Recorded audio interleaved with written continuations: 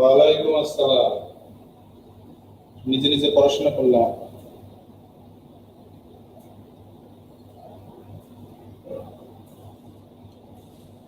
এখন কি ক্লাস? বিন্যাস সমাবেশ? আমি তো বিন্যাস সমাবেশ পারি না রে, আমার কি হবে?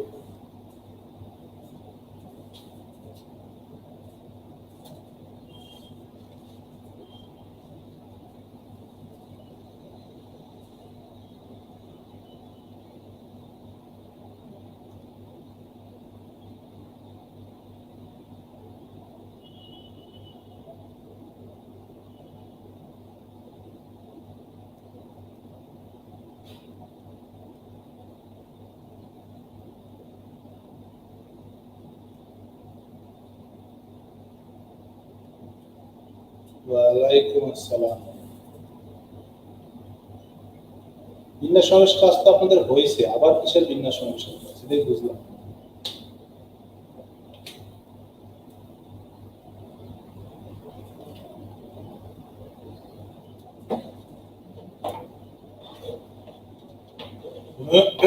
আপনার যা হবে আমাদেরও তাই হবে। আমার তো কিছু হবে না, আমি অঙ্ক পারবো না, আপনারা অঙ্ক পারবেন না।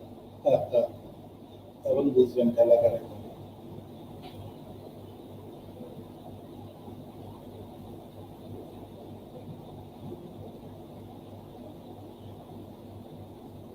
শেষ, আজকের ক্লাস শেষ। জীবন স্যারকে দিচ্ছে বিন্যাস সমাবেশ, আজকের ক্লাস শেষ।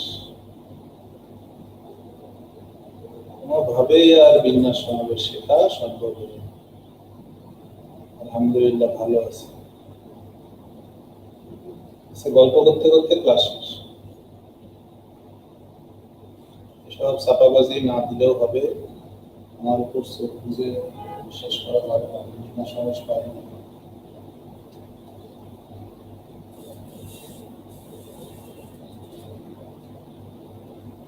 হ্যাঁ হ্যাঁ, এই যে জ্যামিতির ক্লাস দিলে ভালো, আমি জ্যামিতি ভালো, বিন্যাস সমাবেশ আমি বুঝি না।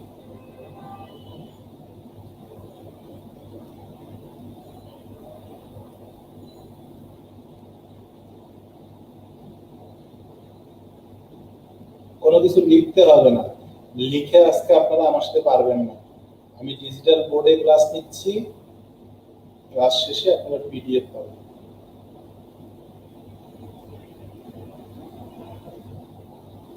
যার যার সাউন্ড প্রবলেম হবে শেষে হেডফোন কানে দিয়ে ক্লাস করেন।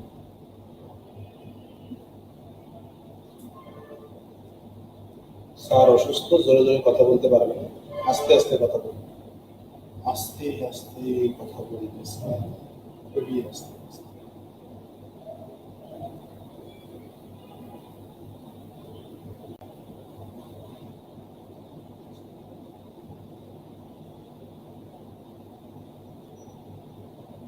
এই ম্যাথ গুলো এত কঠিন কেন? সব মাথার উপর দিয়ে যায়। পায়ের নিচে একটা টুল দেন, টুল দিলে মাথাটা একটু উপরে উঠে যাবে, তাহলে মাথার উপর দিয়ে আর অঙ্ক যেতে পারবে না, তখন মাথার ভিতর দিয়ে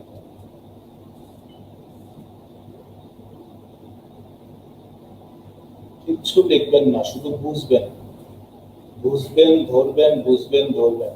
এই রেকর্ডটা আমি কর্তৃপক্ষকে বলে দিব 2 দিন রাখতে, পারলে সকাল বিকাল এটার ভিডিও দেখবেন আর জিনিসগুলো বারবার বোঝার চেষ্টা করবেন। আমি আজকে কোনো কথা রিপিট করব না, বারবার বারবার আমি বলবো, এটা হবে না। আমি একবার ভালো করে বুঝাই দিব, আপনারা ক্লাসটা বারবার রিপিট করে দেখবেন।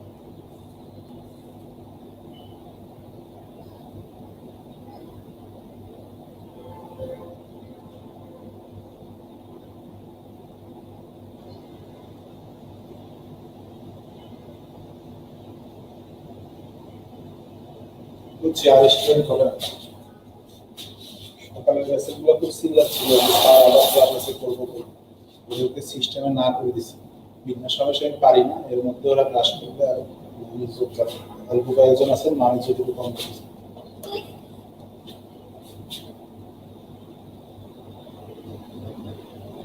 আমি অর্ধবিত্তস্ত কোন বুঝি না, কেমনে দেখা স্যার। তাহলে আজকে আমাদের ক্লাস হচ্ছে বিন্যাস সমাবেশ, ঠিক আছে? আর এখন থেকে আমি আপনাদের কোনো কমেন্টস করছি না, কমেন্টস করে দুনিয়া অন্ধকার করে দিয়েও কোনো লাভ নাই।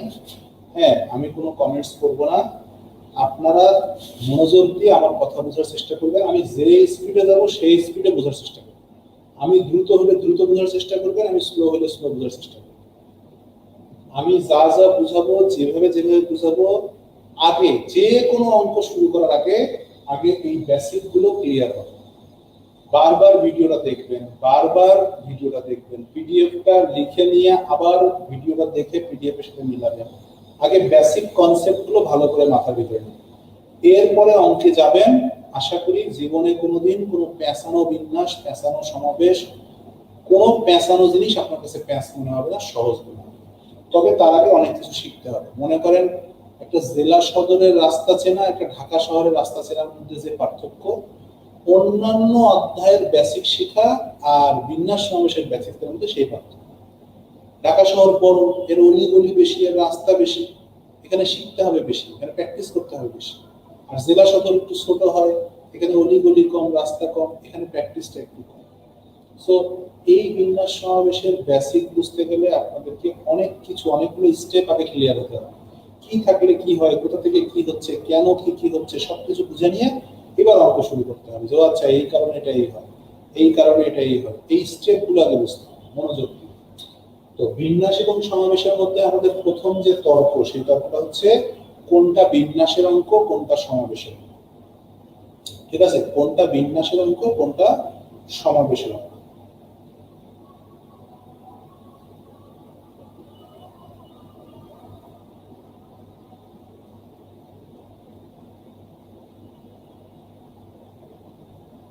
ঠিক আছে? তাহলে সেটার জন্য আমাদের প্রথম বেসিক কি? আমাদের প্রথম বেসিকটা হচ্ছে উপাদানের অবস্থান পরিবর্তন করলে নতুন ফলাফল পাওয়া যাবে। কিছু উপাদান দেওয়া থাকবে, কিছু অবস্থান দেওয়া থাকবে, আমরা যে অঙ্কগুলোতে ওই উপাদানগুলোর অবস্থান পরিবর্তন করলে ফলাফলটা পরিবর্তন হয়ে যাবে, সিদ্ধান্তটা পরিবর্তন হয়ে যাবে, সেই অঙ্কগুলো হচ্ছে বিন্যাসের। আর যদি ফলাফল পরিবর্তন না হয়, আগের যে ফলাফল পরেরটাকে আমরা একই ফলাফল হিসেবে ঘোষণা করি, তাহলে সেই অঙ্কটা হচ্ছে সমাবেশ। তার মানে উপাদানের অবস্থান পরিবর্তন করলে যদি আমরা নতুন ফলাফল পাই, তখন আমরা এটাকে বলবো বিন্যাস, আর নতুন ফলাফল না পেলে এটাকে বলবো সমাবেশ। তো এইটা আমি কিছুক্ষণ পরে আপনাদেরকে এক্সাম্পল দেব, উদাহরণ দিয়ে বোঝাবো।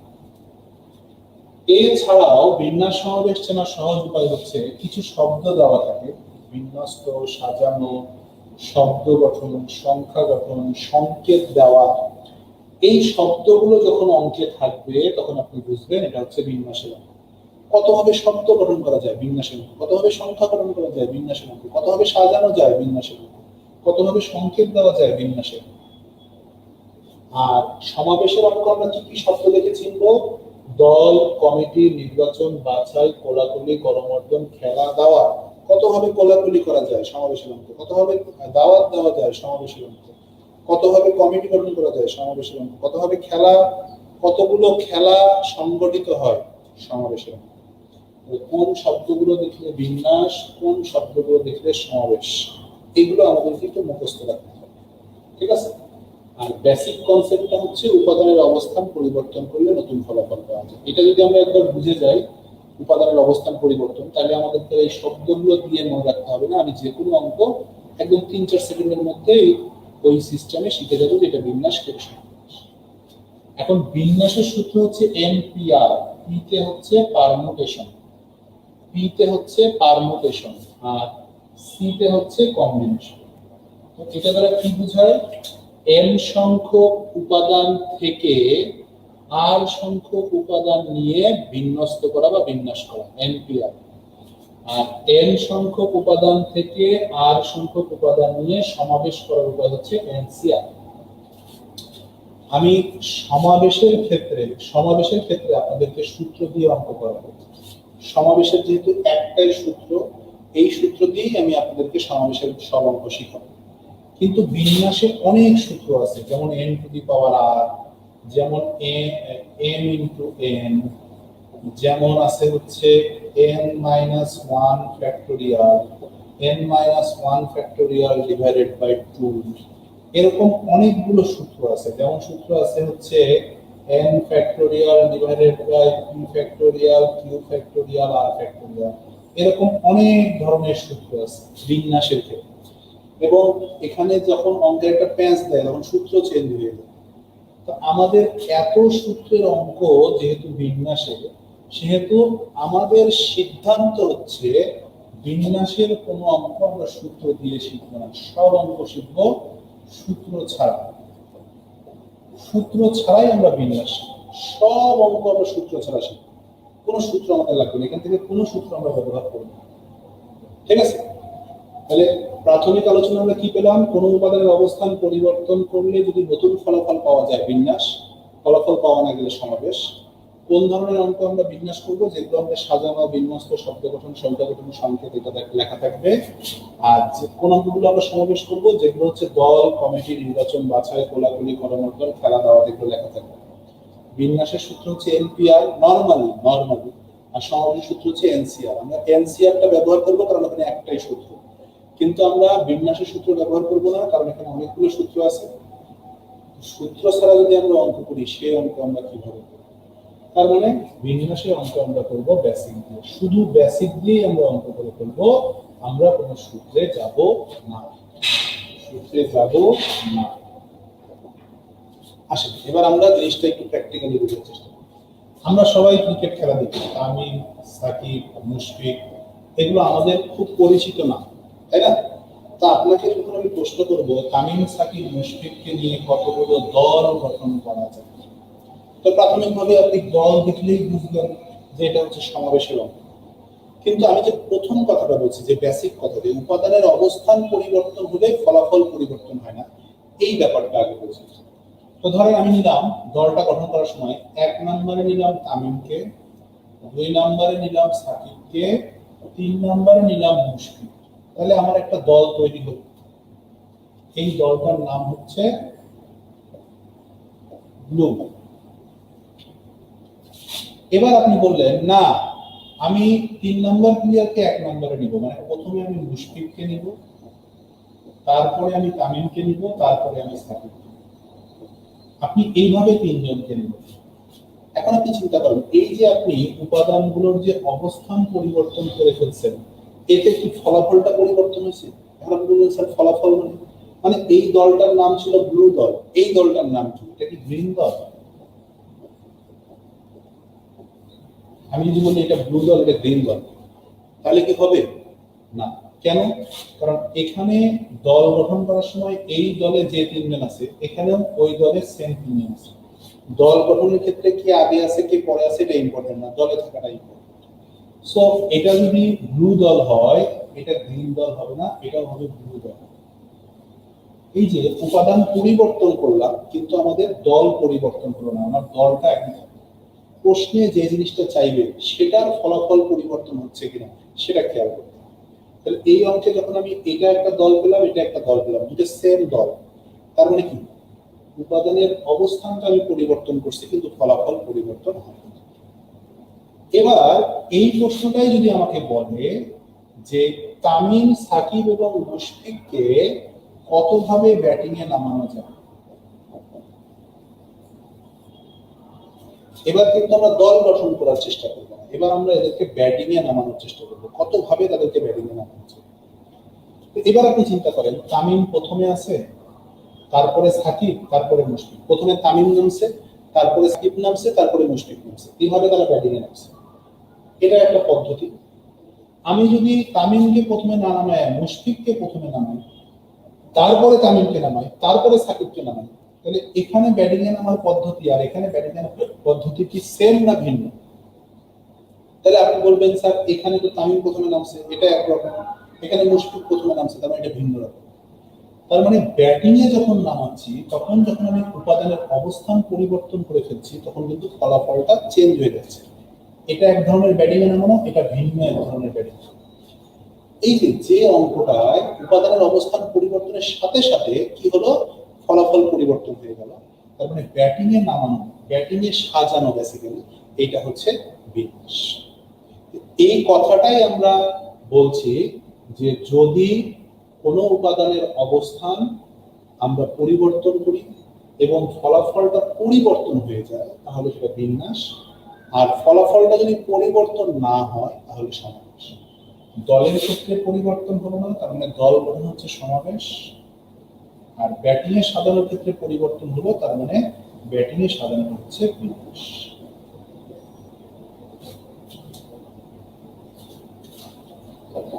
যেমন ধরেন আমরা বললাম এ বি সি তিনটা বর্ণ আছে, এগুলো দ্বারা শব্দ গঠন করি, তাহলে প্রথম শব্দটা হচ্ছে এবিসি। এবার আমি যদি বিটাকে সামনে নিয়ে এসে এটাকে পরে নিয়ে যাই তাহলে এই শব্দ আর এই শব্দ কিন্তু সম্পূর্ণ ভিন্ন। এই যে উপাদানের অবস্থান পরিবর্তন করছি, শব্দ পরিবর্তন হয়ে গেছে, মানে শব্দ হচ্ছে বিন্যাস। তারপরে ধরেন আপনাকে বলা হলো ব্ল্যাক রেড দুইটা কালার আছে, কতভাবে আপনি সংকেত দিতে পারবেন। তাহলে ব্ল্যাক দেখায় তারপরে রেড দেখাতে পারবেন, রেড দেখায় তারপরে ব্ল্যাক দেখাতে পারবেন। তাহলে এটা এক ধরনের সংকেত ব্ল্যাক রেড, আর এটা এক ধরনের সংকেত রেড ব্ল্যাক। তাহলে সংকেত দেওয়া হচ্ছে বিন্যাসের। সংখ্যা গঠন করবেন, আপনাকে বলা হলো 1 2 3 দ্বারা কতগুলো সংখ্যা গঠন করা যাবে।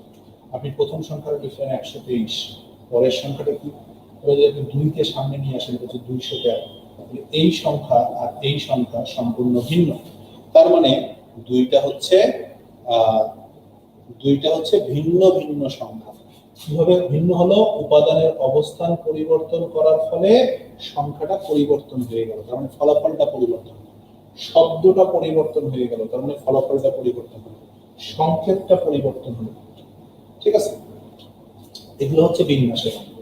সমাবেশের অঙ্ক যেমন ধরেন একটা পার্টি হচ্ছে, পার্টিতে করিম রহিমের সাথে কোলাকুলি করছে। এখন কি বলবেন, করিম রহিমের সাথে কোলাকুলি করছে নাকি রহিম করিমের সাথে কোলাকুলি করছে, নাকি করিম রহিমের সাথে কোলাকুলি করলে একটা আলাদা কোলাকুলি হয় আর রহিম করিমের সাথে কোলাকুলি করলে আলাদা একটা কোলাকুলি হয়? আসলে কিন্তু দুইজনের কোলাকুলিটা একই কোলাকুলি, আলাদাভাবে বিবেচনা করা যাবে না, দুইটা মিলেই সেম, একটাই কোলাকুলি। যেমন ধরেন বাংলাদেশের সাথে জিম্বাবুয়ের খেলা হচ্ছে, বাংলাদেশের সাথে জিম্বাবুয়ের খেলা হচ্ছে। এখন বাংলাদেশের সাথে জিম্বাবুয়ের খেলা হচ্ছে নাকি জিম্বাবুয়ের সাথে বাংলাদেশের খেলা হচ্ছে? তখন আপনি বলবেন স্যার ব্যাপারটা তো সেম। তার মানে উপাদানের অবস্থান পরিবর্তন করলে ফলাফল পরিবর্তন হচ্ছে না, তার মানে খেলার অঙ্ক এটা হচ্ছে সমাবেশ, দাওয়াতের অঙ্ক সমাবেশ, কোলাকুলির অঙ্ক সমাবেশ। ধরেন আপনি একটা কমিটি গঠন করতেন, কমিটিতে কি আছে, রহিম করিম আর ধরেন জামিলা, তিনজন আছে। তো রহিম করিম জামেলা কমিটিতে আছে না জামেলা করিম আর রহিম কমিটিতে আছে, কোনটা ঠিক? আপনি বলবেন স্যার দুটো তো একই কমিটি। তাহলে এইটা যে কমিটি বুঝাচ্ছে রহিম করিম জামিলা, এইটা দ্বারা সেই কমিটি বুঝাচ্ছে জামিলা করিম রহিম। অবস্থান পরিবর্তন হলেও কিন্তু তাদের কমিটি পরিবর্তন হচ্ছে। তাহলে যে উপাদানগুলো অবস্থান পরিবর্তন করলে ফলাফল পরিবর্তন হবে সেই অঙ্কগুলো হবে বিন্যাসের, আর যেগুলো পরিবর্তন হবে না সেগুলো হচ্ছে সমাবেশের। এটা হচ্ছে একদম বেসিক কনসেপ্ট। আর যদি আপনি মনে রাখতে না পারেন তাহলে আপনি শব্দগুলো মনে রাখার চেষ্টা করবেন। শব্দগুলো আমরা কি কি শিখে আসছি দেখে আসি। এই যে সাজানো, বিন্যস্ত, শব্দ গঠন, সংখ্যা গঠন, সংকেত, এই কথাগুলো যখন অঙ্কে বলা থাকবে তখন আপনি বিন্যাসের অঙ্ক করবেন। আর দল, কমিটি, নির্বাচন, বাছাই, কোলাকুলি, করমর্দন, খেলা, দাওয়াত, এগুলো যখন লেখা থাকবে তখন আপনি সমাবেশের অঙ্ক করবেন। ঠিক আছে?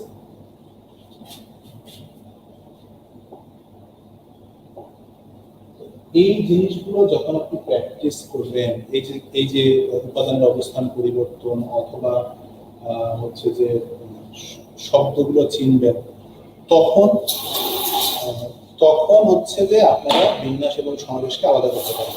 আগে ভালো করে বিন্যাস সমাবেশের পার্থক্যটা বুঝে নিন।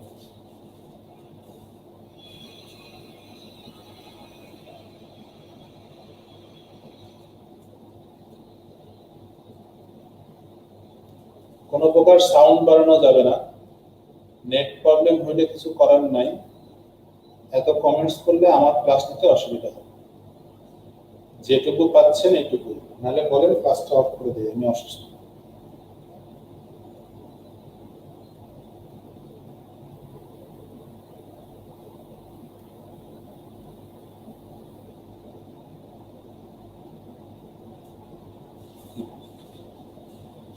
এবার আমরা শিখব, এই যে আমরা দুটো কথা শিখলাম, উপাদান আর অবস্থান, এদের মধ্যে সম্পর্কটা কেমন। মানে এই উপাদান আর অবস্থানকে আমরা যে বললাম যে উপাদানের অবস্থান পরিবর্তন করব, তাহলে এই উপাদানের অবস্থান ব্যাপারটা আমাদেরকে একটু বুঝতে হবে।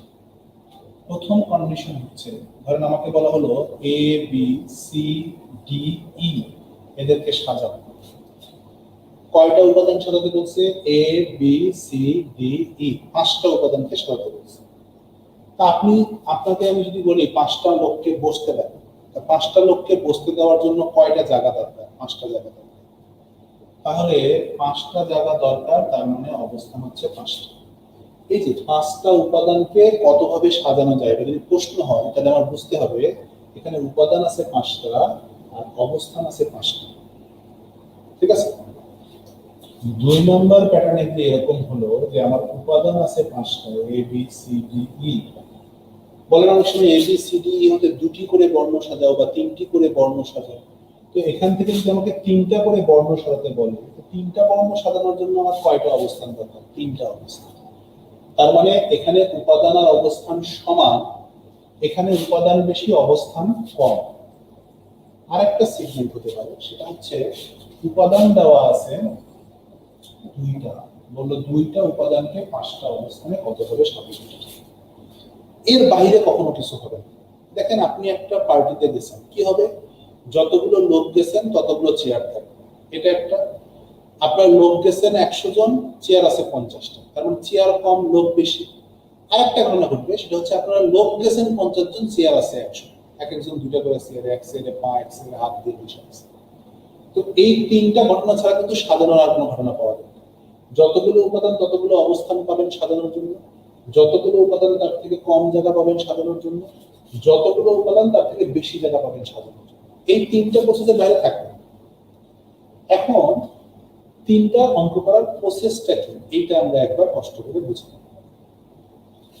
এখানে 5টা উপাদান 5টা অবস্থান, যখন এরকম সমান সমান হবে উপাদান অবস্থান, অথবা সবগুলোকে সাজাতে বলবে, যতগুলো আছে বললো সবগুলোকে সাজাবে, বা যা আছে যতগুলো উপাদান আছে সবগুলো অবস্থান দিয়ে দিছে, অথবা 2টা উপাদান দিয়ে 2টা অবস্থান দিছে, 3টা উপাদান দিয়ে 3টা অবস্থান দিছে, উল্লেখ করে দিছে, তখন আপনি বুঝবেন ওই অঙ্কে যতগুলো উপাদান আছে তার ফ্যাক্টোরিয়াল দিলেই আমার অঙ্ক শেষ। ও স্যার, ফ্যাক্টোরিয়াল জিনিসটা যেন কি? ফ্যাক্টোরিয়াল মানে হচ্ছে কতভাবে সাজানো যায়। ফ্যাক্টোরিয়াল মানে হচ্ছে কতভাবে সাজানো যায়। এটাকে আমরা কিভাবে উচ্চারণ করব? 5টি উপাদানকে কতভাবে সাজানো যায়।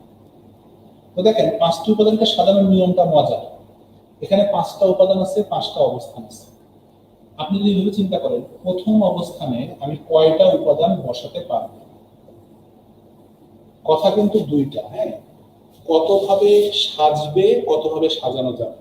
ধরেন একটা চেয়ার আছে, 20টা মানুষ আছে, তো ওই চেয়ারটাতে কয়টা মানুষ বসবে, বসবে তাহলে বসতে পারবে একটা মানুষ, বসবে একটা মানুষ। এবার যদি প্রশ্ন করে ওই চেয়ারে কতজন বসতে পারবে, তাহলে কিন্তু এখানে 20 জনই বসতে পারবে। প্রথম জন বসলো না, দ্বিতীয় জন বসতে পারে, দ্বিতীয় জন বসলো না, তৃতীয় জন বসতে পারে, তৃতীয় জন বসলো না, চতুর্থ জন বসতে পারে। তার মানে 20 জনের যে কেউ সেখানে বসতে পারে। তার মানে ওই চেয়ারটা সাজানো যাবে 20টা মানুষ দ্বারা। কিন্তু যদি সাজে, তখন সাজবে কয়ভাবে? একভাবে। মানে সিম্পলি ব্যাপারটা বলি, ধরেন আপনার বাসায় 10টা পাঞ্জাবি আছে, এখন আপনি একটা দাওয়াতে যাবেন, তাহলে আপনি কয়ভাবে পাঞ্জাবি পরতে পারেন? 10 ভাবে, যেহেতু আপনার 10টা পাঞ্জাবি আছে। কিন্তু আপনি কি 10টা পাঞ্জাবি পরে পার্টিতে যাবেন? যাবেন না। আপনি কয়টা পাঞ্জাবি পরবেন? একটা। তো এই কথাটাই বোঝেন, কয়ভাবে পাঞ্জাবি পরানো যাবে? 10 ভাবে। কিন্তু পাঞ্জাবি পরবে কয়টা? একটা। ঠিক আছে? আমাদের অঙ্ক করার সময় আমাদের এই জিনিসটা মাথায় রাখতে হবে, এই অবস্থানে বসতে পারবে কয়টা উপাদান? 5টা। যতগুলো বসতে পারবে সেটা লিখতে হবে, কিন্তু বসবে কয়টা? একটা। সেই হিসাব অনুযায়ী এখানে যে 5টা বসতে পারবে তার মধ্যে যে কোনো একটাকে বাদ দিয়ে দিতে হবে, কারণ কোনোটা না কোনো তো বসবে, সেই হিসাবে আমরা একটা বাদ দিই।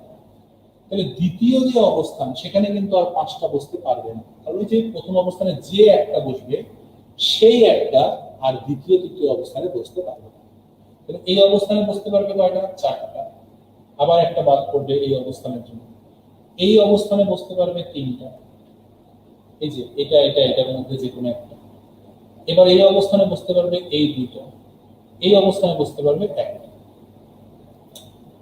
এদের মাঝে গুণ সম্পর্ক, এদের মাঝে গুণ সম্পর্ক। গুণ সম্পর্ক মনে রাখবেন কিভাবে, কখন গুণ হয়?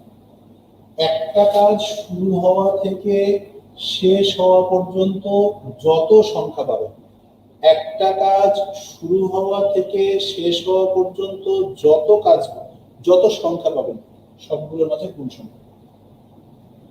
তাহলে এই যে 5টা উপাদানকে আমি 5টা অবস্থানে সাজালাম, আমি কি পেলাম?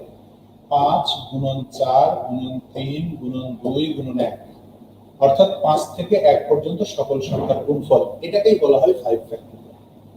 আমার যদি এখানে উপাদান 6টা হতো, তাহলে 6 থেকে 1 পর্যন্ত পেতাম। আমার যদি উপাদান 7টা হতো, আমি 7 থেকে 1 পর্যন্ত পেতাম। আমার যদি উপাদান 10টা হতো, আমি 10 থেকে 1 পর্যন্ত পেতাম। তো এই 10 থেকে 1 পর্যন্ত এই গুণফলটাকে বলা হয় 10 ফ্যাক্টরিয়াল। যতগুলো সংখ্যা থাকবে সেখান থেকে 1 পর্যন্ত সংখ্যার গুণফলকে বলা হয় ওই সংখ্যার ফ্যাক্টরিয়াল। ঠিক আছে? তাহলে সহজভাবে মনে রাখার বুদ্ধিটা কি বলছি? যতগুলো উপাদান থাকবে সবগুলোকে সাজালে 5 ফ্যাক্টরিয়াল, অর্থাৎ সবগুলো সংখ্যার ফ্যাক্টরিয়াল লিখব। তাহলে দুটো উপাদানকে সাজাতে বললে কি লিখবো? 2 ফ্যাক্টরিয়াল। 8টা উপাদানকে সাজাতে বললে কি লিখবো? 8 ফ্যাক্টরিয়াল। 12টা উপাদানকে সাজাতে বললে কি লিখবো? 12 ফ্যাক্টরিয়াল। এইভাবে আমরা লিখবো। ঠিক আছে? কখন? কখন? যখন উপাদান অবস্থান সমান হবে। এই জায়গাগুলো মাথায় রাখবেন, নাইলে কিন্তু অঙ্কের ভিতরে গিয়ে আপনারা আবার সবকিছু ভুলে যাবেন।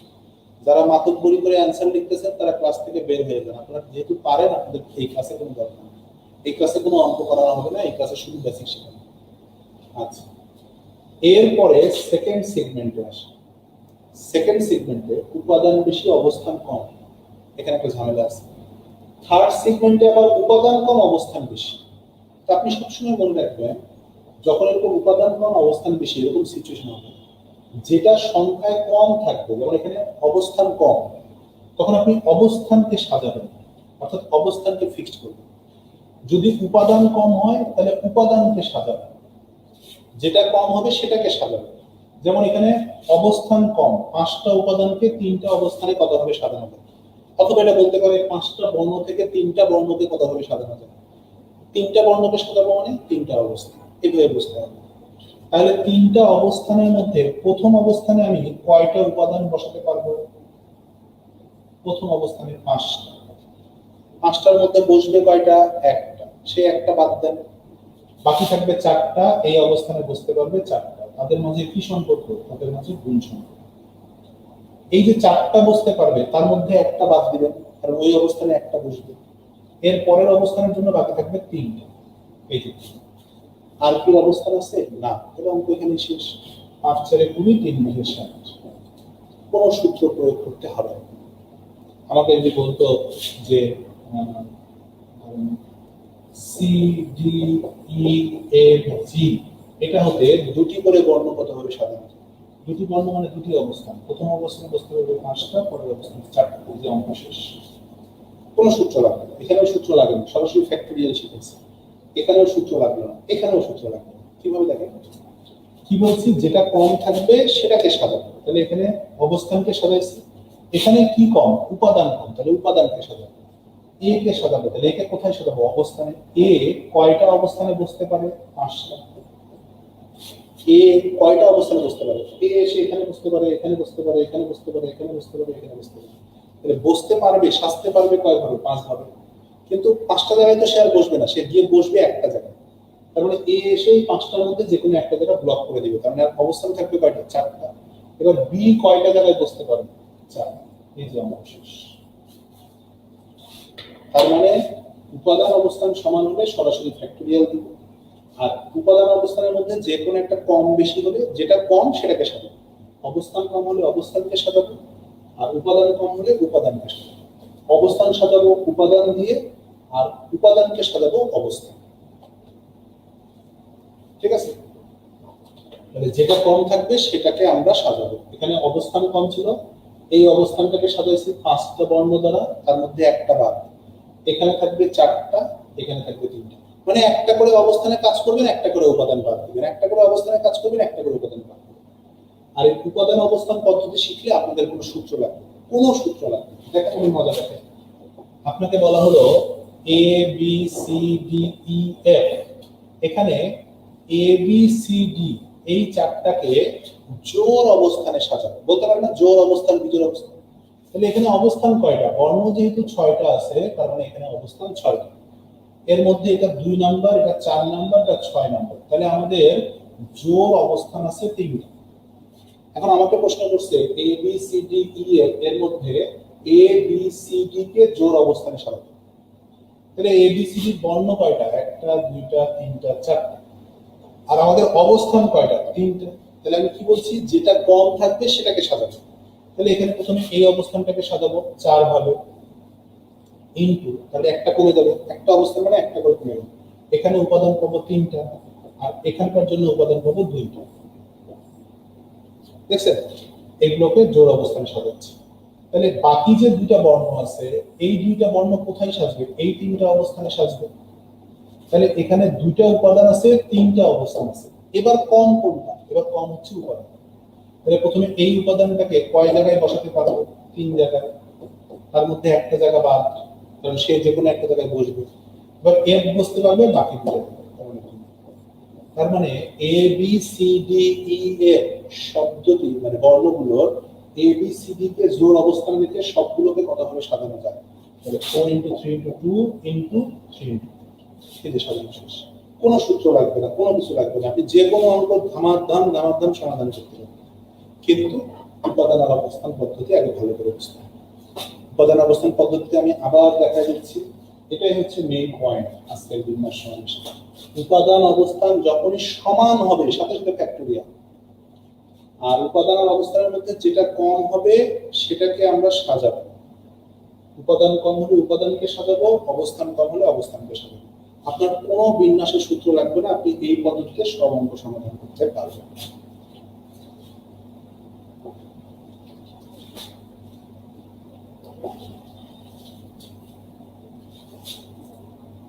ঠিক আছে, আচ্ছা আমরা একটু আগে শিখছি না, পি মানে হচ্ছে পারমুটেশন আর সি মানে হচ্ছে কম্বিনেশন। এই যে যারা বারবার আবার আবার লিখে কমেন্টস করছেন তাদের জন্য নির্দেশনাটা ক্লাসের শুরুতে দিছি। আমি একবারের বেশি কোনো কথা 2বার বলবো না, একবার বলে শেষ করে দিব।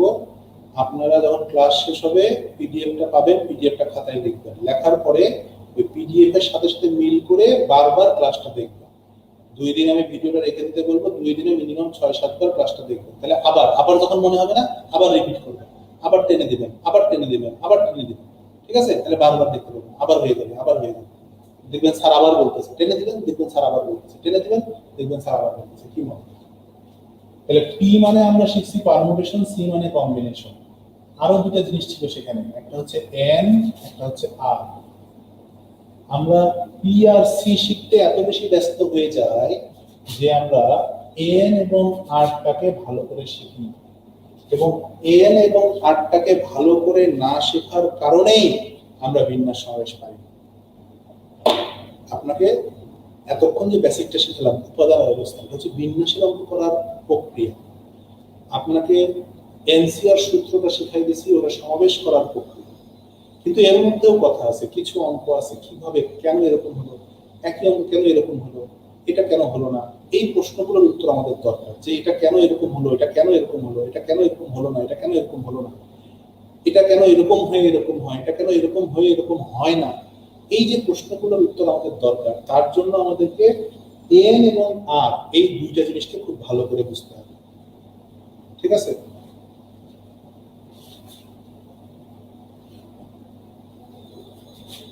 যার যার জব তার করোনা, তাকে কমেন্টস বক্স থেকে বের করে দেন, নাহলে আপনাদেরও করোনা হবে। আপনাদের কমেন্টস বক্স এমনি ভাইরাস, তার মধ্যে যদি আবার ভাইরাস জব থাকে তাহলে তো কথাই নেই, কনফার্ম করোনা বের হবে। হ্যাঁ স্যার, এবার আসেন আমরা এন এবং আর জিনিসটাকে বোঝার চেষ্টা করি। এন, এন মানে আমি কি বলছিলাম, এন সংখ্যক উপাদান থেকে, অর্থাৎ যেখান থেকে আমরা উপাদান নিব সেটা হচ্ছে এন।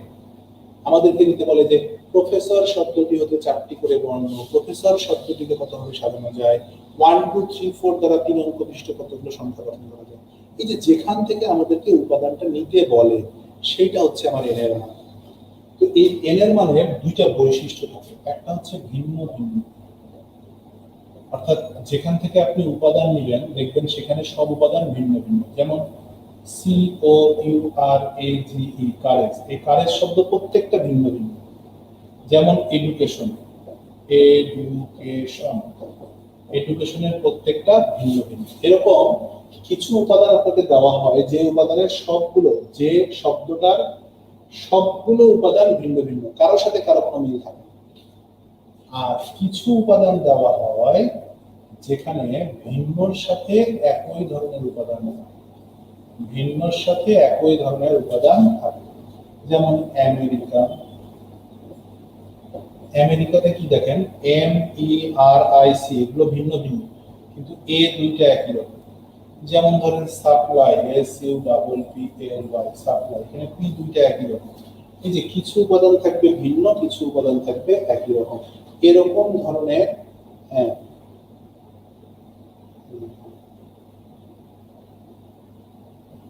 এরকম ধরনের উপাদান আমাদেরকে দেওয়া হয়।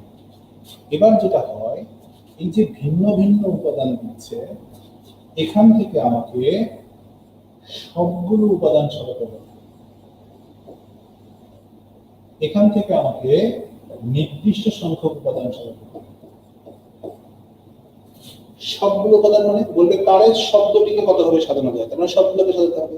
এডুকেশন শব্দটিকে কতভাবে সাজানো যায়, তার মানে সবগুলোকে সাজাতে হবে। আবার অনেক সময় প্রশ্ন করে কারেজ শব্দ হতে 3টি করে বর্ণ কতভাবে সাজানো যায়, 3টি মানে নির্দিষ্ট করে বললো 3টি। এডুকেশন শব্দ হতে 4টি করে বর্ণ কতভাবে সাজানো যায়, এই যে নির্দিষ্ট করে বললো। ঠিক আছে? তাহলে এডুকেশন শব্দটি হতে বা কারেজ শব্দটি হতে সবগুলো বলতে পারে, নির্দিষ্ট বলতে পারে। সেম ভাবে আমেরিকা থেকে সবগুলো বলতে পারে, আমেরিকা থেকে সবগুলো উপাদান সাজাতে বলতে পারে, আমেরিকা থেকে নির্দিষ্ট উপাদান সাজাতে বলতে পারে। যেমন বললো আমেরিকা শব্দটিকে কতভাবে সাজানো যায়, বৃষ্টিতে ফুটবল খেলে জ্বর স্যার, মানে এগুলো যে আপনার জ্বর, আপনি রেস্ট করেন, কমেন্টস বক্সে কমেন্টস করেন না। আজকে বিন্যাস সমাবেশ ক্লাস, আমার কমেন্টস দেখতে হবে। মেজাজ খারাপ করিয়েন না, সেই ঝাড়ি দিয়ে কিন্তু আরো জ্বর বাড়াই দিল 2 দিন। হ্যাঁ, যার অসুখ, যার সমস্যা, সে এই কিবোর্ডে আজকে হাত দিয়ে, আজকে কিন্তু মেজাজ খুব খারাপ আছে, আমি অসুস্থ। যদি কমেন্টস বক্স দেখে আমার মেজাজ খারাপ হয়, বিন্যাস সমাবেশ এমন উল্টাপাল্টা শিখাই দিব, জীবনে কোনোদিন সোজা করতে পারবেন না। তাহলে ভিন্ন ভিন্ন উপাদান থেকে সবগুলো উপাদান সাজানো, ভিন্ন ভিন্ন উপাদান থেকে নির্দিষ্ট উপাদান সাজানো, ভিন্ন এবং একই থেকে সবগুলো উপাদান সাজানো, ভিন্ন এবং একই থেকে নির্দিষ্ট সংখ্যক উপাদান সাজানো। এই 4 ধরনের প্যাটার্নে বিন্যাস সমাবেশের সব অঙ্ক এই 4টা প্যাটার্ন। যত অঙ্ক আপনি করবেন সব অঙ্ক দেখবেন কোনো না কোনো ভাবে এই 4টা প্যাটার্নের মধ্যে পড়বে। আপনাকে শিখতে হবে এই 4টা প্যাটার্ন কিভাবে সমাধান করতে হবে। ঠিক আছে, তো আসলে আমরা একটা একটা করে সমাধান করে শিখি। প্রথম প্যাটার্ন 1। প্যাটার্ন 1 কি ছিল? ভিন্ন ভিন্ন থেকে সবগুলো সাজানো। COURAGE বললো কারেজ শব্দটিকে কতভাবে সাজানো। ঠিক আছে, কারেজ শব্দটিকে কতভাবে সাজানো যায়। তার মানে কি, এখানে ভিন্ন ভিন্ন উপাদান আছে, সেখান থেকে সবগুলোকে সাজাতে হবে। তা আমি কি শিখাইছি? উপাদান অবস্থানের মধ্যে যদি সবগুলোকে সাজাতে বলে তাহলে সবগুলোর ফ্যাক্টোরিয়াল, তার মানে 7 ফ্যাক্টোরিয়াল, অঙ্ক শেষ। এবার কারেজ শব্দ হতে সবগুলো বর্ণ বাছাই করলে কতভাবে বাছাই করে?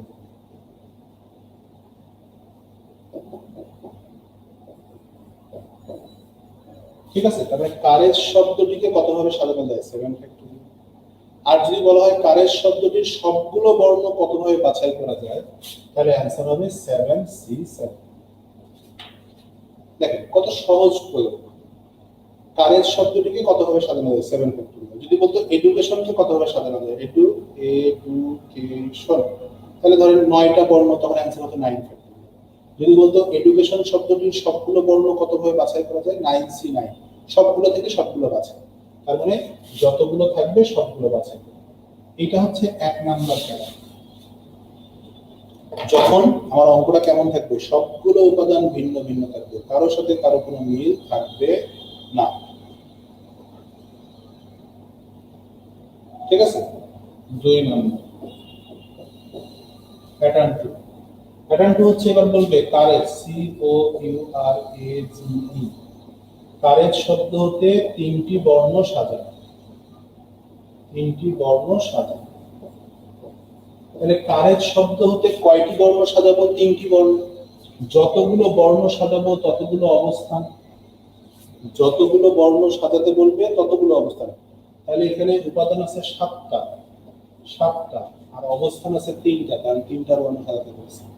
তাহলে যেহেতু অবস্থান কম, আমরা অবস্থানে উপাদান সাজানোর চেষ্টা করি। প্রথম অবস্থানে কয়টা উপাদান বসতে পারবে? 7টা। 7টার মধ্যে বসবে কয়টা? একটা, তার মানে একটা বাদ। পরের অবস্থানে বসবে 6টা, 6টা থেকে একটা বাদ। তারপরের অবস্থানে বসবে 5টা।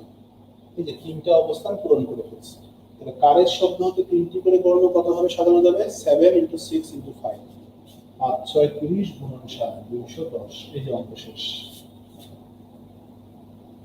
আর যদি বলে কারেজ শব্দটি 3টি বর্ণ কতভাবে বাছাই করা যায়? বাছাই বলতেই পারে কতভাবে বাছাই করা যায়। তাহলে কারেজ শব্দে বর্ণ আছে 7টা, সেখান থেকে বাছাই করবেন 3টা। তাহলে 7টা থেকে 3টা বাছাই করবেন 7C3। এই যে অঙ্ক শেষ। দেখেন 4টা প্যাটার্নের মধ্যে 2টা প্যাটার্ন এতই সহজ যে আপনি একবার দেখার সাথে সাথেই এই ধরনের যে কোনো অঙ্ক পাবেন। কিন্তু এই ধরনের অঙ্ক আপনাকে চিনে রাখতে হবে। কি দেখে চিনবেন? যেখান থেকে উপাদান নিতে বলবে সেখানে সব উপাদান থাকবে ভিন্ন ভিন্ন। এখন আমি কারেজ শব্দ দিচ্ছি, এডুকেশন দিচ্ছি, এছাড়াও যদি হয়, আপনাকে যদি বলে 6টা ভিন্ন ভিন্ন লোক থেকে 3টা লোক কতভাবে বাছাই করতে, তাহলে 6টা লোক ভিন্ন ভিন্ন, মানে কারোর সাথে কারো কোনো মিল নেই, তার মানে এই ক্যাটাগরির মধ্যে পড়ছে। কয়টা নিতে বলছে? 3টা, তাহলে 6C3। যদি বলে 6টা থেকে 3টাকে কতভাবে সাজানো যায়, তাহলে 3টাকে সাজানোর মানে 3টা অবস্থান। তাহলে প্রথমটাতে 6, তারপরটাতে 5, তারপরটাতে 4। স্যার সবাই একটু কমেন্টস করেন 1 নাম্বার আর 2 নাম্বার প্যাটার্ন সবার ক্লিয়ার হয়েছে কি?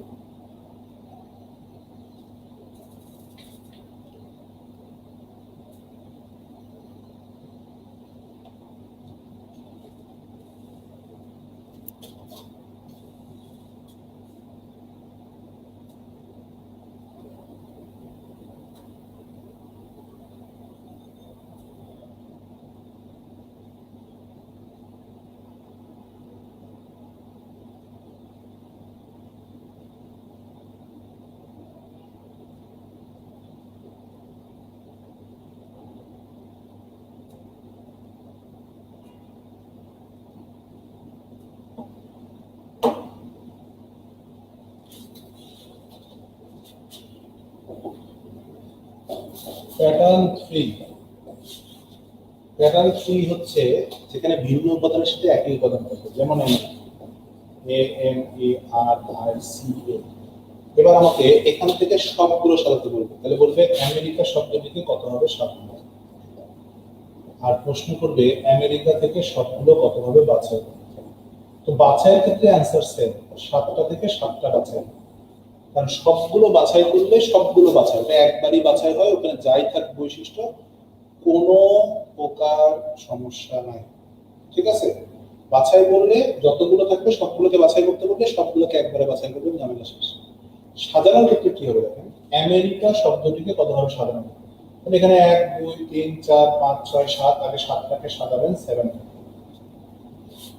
হ্যাঁ, আপনি বলবেন স্যার কারেজের 7টা বর্ণ ছিল 7 ফ্যাক্টোরিয়াল, আমেরিকার 7টা বর্ণ 7 ফ্যাক্টোরিয়াল, তাদেরকে ক্যাটাগরি ওয়াইজ ভাগ করলেন কেন, আলাদা করলেন কেন? আলাদা করছি তার জন্য, কারণ এর মধ্যে কিছু একই রকম উপাদান আছে, তার জন্য আলাদা করছি। তার মানে এই একই রকম উপাদানের কিছু কাজ এখানে আছে, সেই কাজটা কি, যেগুলো একই রকম উপাদান, কয়টা আছে এ, কয়টা আছে 2টা, এই 2টাকে আবার নিচে সাজাতে হবে। তার মানে যদি আমাকে বলে প্রফেসর শব্দটিকে সাজাও, P R O F E S S O, তখন আমি কি করব, এখানে বর্ণ আছে 9টা, আগে লিখবো 9 ফ্যাক্টোরিয়াল। এরপর আমি দেখতে পাচ্ছি আর আছে 2টা, 2টা আর এর জন্য 2 ফ্যাক্টোরিয়াল ইনটু 2টা ও আছে তার জন্য 2 ফ্যাক্টোরিয়াল ইনটু 2টা এস আছে তার জন্য 2 ফ্যাক্টোরিয়াল। তার মানে সবগুলোকে সাজাবো, আর একই রকম যেগুলো থাকবে সেগুলোকে আবার নিচে সাজাবো। এই যে একই রকম থাকলে সেগুলোকে নিচে সাজাতে হয়, এই জন্য এই ক্যাটাগরিটা আলাদা। ঠিক আছে, এখন দেখেন আপনাকে যদি বলা হয় ম্যাথমেটিক্স শব্দটিকে সাজাও, আপনি তাও সাজাতে পারবেন। ম্যাথমেটিক্স শব্দটিকে সাজাও, তাহলে 11টা বর্ণ আছে 11 ফ্যাক্টোরিয়াল, এম আছে 2টা 2 ফ্যাক্টোরিয়াল, এ আছে 2টা 2 ফ্যাক্টোরিয়াল, টি আছে 2টা 2 ফ্যাক্টোরিয়াল। আপনাদের যদি বলা হয় ডিগ্রি শব্দটিকে সাজাও, ডিগ্রি শব্দটিকে সাজাও, তাহলে ডিগ্রিতে সাজাবেন কিভাবে, ডিগ্রিতে বর্ণ আছে 6টা, আগে লিখবেন 6 ফ্যাক্টোরিয়াল, এবার ই আছে 3টা, নিচে লিখবেন 3 ফ্যাক্টোরিয়াল। একই রকম জয়টা থাকবে কত ফ্যাক্টোরিয়াল। এটা হচ্ছে প্যাটার্ন 3। প্যাটার্ন 4 আমি পারি না, আপনাদেরকে বলতেও পারবো না, নেক্সট ক্লাস ভালো করে আমি পড়াশোনা করে এসে আগামী দিন ক্লাসে। প্যাটার্ন 4 শেখার আগে আমাদেরকে বিন্যাসের অঙ্কগুলো করতে হবে, সমাবেশের অঙ্কগুলো শেষ করতে হবে। সব বেসিক বোঝার পরে আমাদের প্যাটার্ন 4টা বুঝতে হবে। বেসিক্যালি এই প্যাটার্ন 4 এর জন্যই বিন্যাস সমাবেশটা কঠিন, কিন্তু প্রথম যে 3টা প্যাটার্ন আমি শিখাই দিয়েছি আজকে এবং কালকে, এই প্যাটার্ন শুরু করার আগ পর্যন্ত সব এই 3টা প্যাটার্ন দিয়ে আপনারা সমাধান করতে পারবেন। আমেরিকা থেকে 3টি নিয়ে বাছাই করতে বললে নাকে তেল দিয়ে ঘুমাবেন। তাহলে আমরা 3টা প্যাটার্ন শিখলাম, আমরা 4 নাম্বার প্যাটার্নটা নেক্সট ক্লাসের জন্য রেখে দিলাম, পরশু দিনের ক্লাসের জন্য, কারণ আগে আমরা বিন্যাসের বেসিক ক্লিয়ার হবো, সমাবেশের বেসিক ক্লিয়ার হবো, সব ক্লিয়ার হওয়ার পরে আমাদের এই প্যাটার্ন 4 এর ব্যবহারটা আসবে, তখন আমরা এটা ক্লিয়ার হবে। ঠিক আছে, বাছাইটা দেখাইছি যে আমেরিকা থেকে সবগুলো বাছাই 7C7, সবগুলো বাছাই করলে একটাই হবে, এটার অ্যান্সার 1। আপনি 200 জনের একটা ক্লাস থেকে সবাইকে বাছাই করবেন, তো সবাইকে বাছাই করবেন আপনি একভাবে, সবাইকে একবার নিয়ে নিলেন শেষ। তো সবগুলোকে বাছাই করতে করলে সেই বাছাই প্রক্রিয়াটা হবে। আর 4 নম্বরে এসে বাছাই প্রক্রিয়া, প্যাটার্ন 4 এর বাছাই প্রক্রিয়া কেমন, এটা আগামী দিন ক্লাসে শিখব। আশা করি 3টা প্যাটার্ন সবার ক্লিয়ার হয়েছে। তাইলে ভিন্ন ভিন্ন থেকে সব নিতে বললে সবগুলোর ফ্যাক্টোরিয়াল, আর ভিন্ন একই থেকে সব নিতে বললে সবগুলোর ফ্যাক্টোরিয়াল দেওয়ার পর যেগুলো একই রকম থাকবে সেগুলো আলাদা করে ফ্যাক্টোরিয়াল। আর ভিন্ন ভিন্ন থেকে নির্দিষ্ট সংখ্যক নিতে বলবে তখন কি করব, যতগুলো নিতে বলবে ততগুলো অবস্থান দিব, সেই অবস্থানকে আমরা সাজাবো। সব অঙ্ক এরকম হবে না, কিছু অঙ্ক উপাদান বেশি হবে, কিছু অঙ্ক অবস্থান বেশি হবে, নির্দিষ্ট কয়েকটা জায়গায় সাজাতে বলবে, সেই ভ্যারিয়েশন গুলো আজকে আমরা আগে ভালো করে শিখব। ঠিক আছে,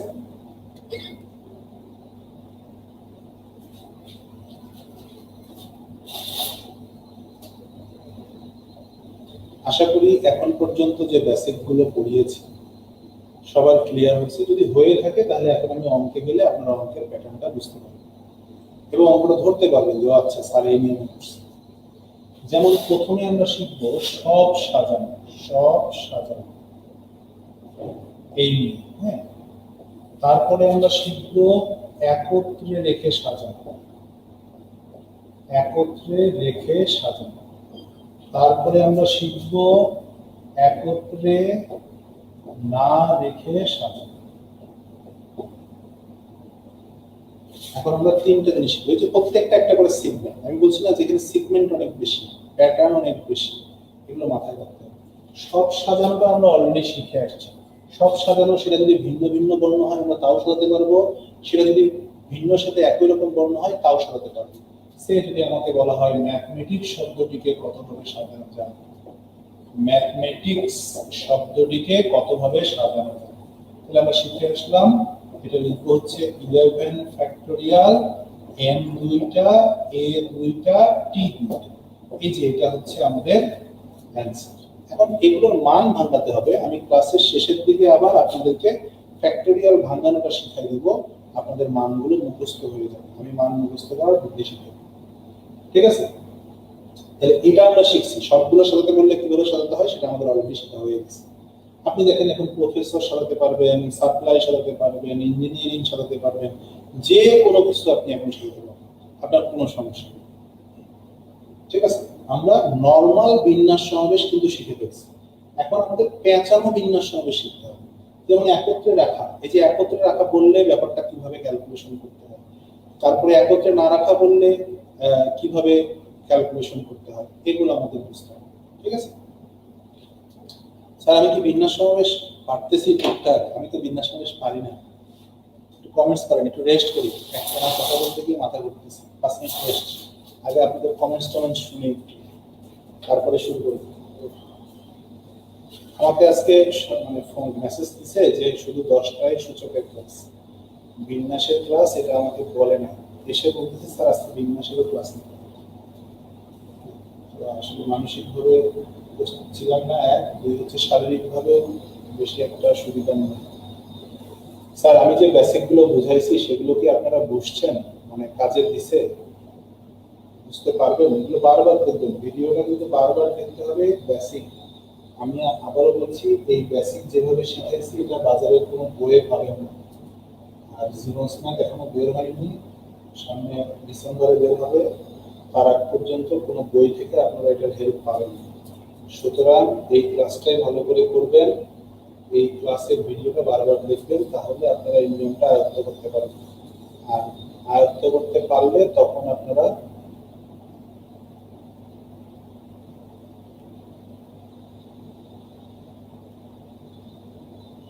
জিনিসটা প্রয়োগ করতে পারবেন। যদি আপনারা না শিখতে পারেন, যে উপাদান কিভাবে ধরতে হয়, অবস্থান কিভাবে ধরতে হয়, এই জিনিসগুলো যদি আপনারা না শিখতে পারেন আজকের ক্লাস থেকে, তাহলে কিন্তু আপনাদের আবার ক্লাস লেগে যাবে। কারণ আমি কিন্তু সূত্রটা পুরোটাই বাদ দিয়ে দিচ্ছি, আমি কিন্তু একদম বেসিক থেকে অঙ্ক করাচ্ছি, হ্যাঁ।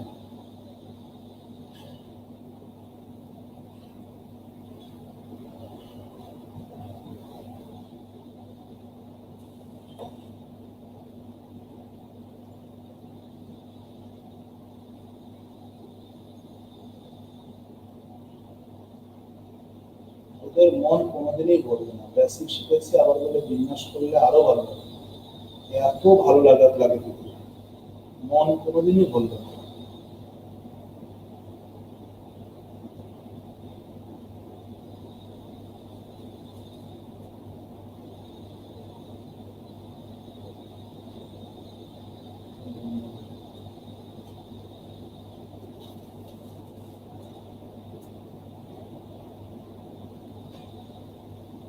আচ্ছা, আসলে আমরা অনেক ক্লাস আগে, আমার আসলে খুব টায়ার্ড লাগতেছে, আমি মনে হচ্ছে যে কোনো সময় মাথা ব্যথা ঘুরে আসলে। এবার যখন বলবে একত্রে রেখে, কথাটা ইম্পর্টেন্ট দিবেন হচ্ছে একত্রে রেখে, মানে কাকে একত্রে রাখতে বলবে এটা শুনুন।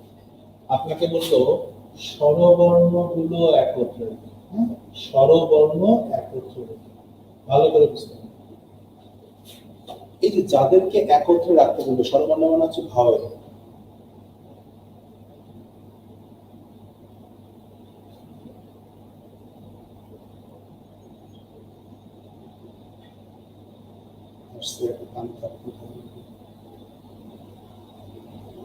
আচ্ছা, তাহলে স্বরবর্ণ যদি একত্রে রাখতে বলে, তাহলে আমরা আগে স্বরবর্ণ গুলো খুঁজে বের করবো, মানে ভাওয়েল গুলো খুঁজে বের করবো। কি কি আছে? এ, ই, এ, আই। হ্যাঁ, এই যে স্বরবর্ণ গুলো এরা থাকবে একত্রে। আর বাকি বর্ণ কি কি আছে? এম আছে দুইটা, টি আছে দুইটা, আর একটা হচ্ছে এম টি, এম দুইটা, টি দুইটা, এইচ একটা, সি একটা, এস একটা। এখন আমাকে বলছে স্বরবর্ণগুলো একত্রে, তা আপনি সবসময় তোমাকে আলাদা করে নেবেন। নেওয়ার পরে যেগুলো একত্রে থাকবে প্রথমে তাদেরকে সাজাবেন, যারা একত্রে থাকবে প্রথমে তাদেরকে সাজাবেন। এই চারটাকে সাজালে 4 ফ্যাক্টোরিয়াল। এই চারটার ভিতরে আবার দুইটা এ আছে, নিচে আবার 2 ফ্যাক্টোরিয়াল। এই যে একই রকম থাকলে নিচে সাজাতে হয়। এবার এই বাকিগুলোকে সাজাবেন। বাকি আছে কয়টা? 1 2 3 4 5 6 7। এখানেই মজা, এই বাকি যে 7টা আছে, এই 7টার সাথে এই একত্রে যতগুলোই থাকবে না কেন, 4টা 5টা 6টা যতগুলোই থাকবে না, সবগুলো মিলে আরো একটা যোগ করে নেবে।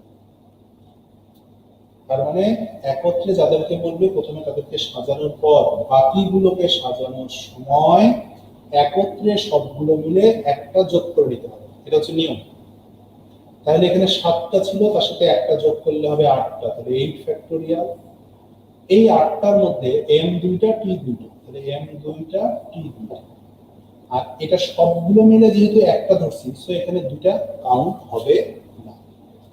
তাহলে একত্রে রাখতে বললে যাদেরকে একত্রে রাখতে বলবে প্রথমে তাদের সাজাবে, বাকিগুলোকে সাজানোর সময় একত্রের সবগুলো মিলে একটা উপাদান বেশি ধরে। 7টা থাকলে একটা বেশি হয় 8টা, 8টা থাকলে একটা বেশি হয় 9টা, 9টা থাকলে একটা বেশি হয় 10টা, একটা বেশি হয়। তাহলে আমাদের অ্যান্সার হচ্ছে 4 factorial into 4 factorial divided by 2 factorial into 8 factorial divided by 2 factorial 2 factorial. Sir আমরা কি বুঝতে পারছি?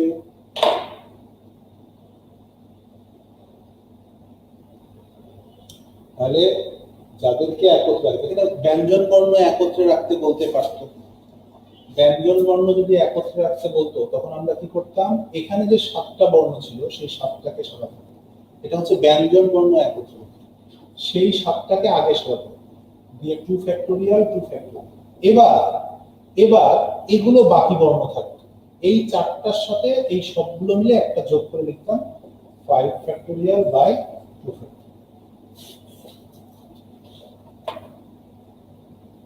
তাহলে এটা হচ্ছে স্বরবর্ণ একত্রে, এটা হচ্ছে ব্যঞ্জন বর্ণ। যারা একত্রে থাকবে তাদের সময় কিন্তু যোগ করা যাবে না, যারা বাকি বর্ণ তাদের সাথে একটা যোগ। আচ্ছা, এটা গেল হচ্ছে সব সাজানো, এটা হচ্ছে একত্রে রেখে সাজানো। আর যখন বলবে কোনো কিছু একত্রে না রেখে সাজানো, যেমন বললো হয়তো যে স্বরবর্ণ একত্রে না রেখে, ঠিক আছে, স্বরবর্ণ একত্রে না রেখে, এটার নিয়ম হচ্ছে ধরেন এটার রেজাল্টটাকে যদি আমরা এক্স ধরি আর এটার রেজাল্টটাকে যদি আমরা ওয়াই ধরি, তাহলে এই যে যখনই বলবে স্বরবর্ণ একত্রে না, স্বরবর্ণ একত্রে না, তার মানে যদি বলে ম্যাথমেটিক্স শব্দটি স্বরবর্ণ একত্রে না, তাহলে ম্যাথমেটিক্স শব্দটির আগে মোট কতভাবে সব বর্ণ কতভাবে সাজানো যায় সেটা বের করতে হবে, সাথে এক্স, এটাকে আমরা এক্স বলছি। তারপরে দেখতে হবে যেহেতু বলছে স্বরবর্ণ একত্রে না রেখে, তাহলে দেখতে হবে স্বরবর্ণ একত্রে রেখে কতভাবে সাজানো, যেটার ফলাফলটাকে আমরা ধরে নিচ্ছি ওয়াই। এই এক্স থেকে ওয়াই বাদ দিলে যে ফলাফলটা আসবে সেটা হচ্ছে একত্রে না।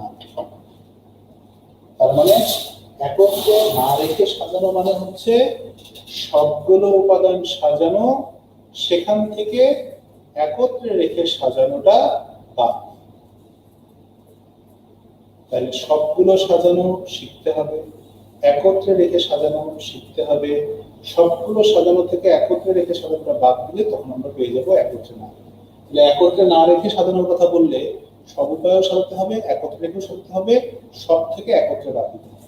ইনকেস যদি এটার ফলাফলটাকে যে ব্যঞ্জন বর্ণ একত্রে, এটার ফলাফলটাকে যদি আমরা জেড ধরি, তাহলে আমাকে যদি বলা হয় ব্যঞ্জন বর্ণ একত্রে না রেখে, তখন আমি লিখব এক্স মাইনাস জেড, অর্থাৎ মোট সাজানো থেকে ব্যঞ্জন বর্ণ একত্রে রেখে সাজানোটা বাদ।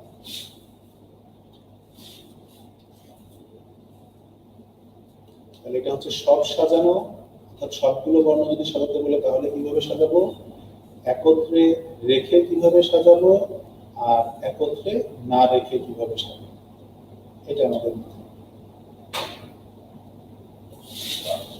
ঠিক আছে। আশা করি সবাই ক্লিয়ার হচ্ছে। আমাদেরকে যদি এরকম বলা হয় যে আমেরিকা, আমেরিকা শব্দটি ব্যঞ্জন বর্ণ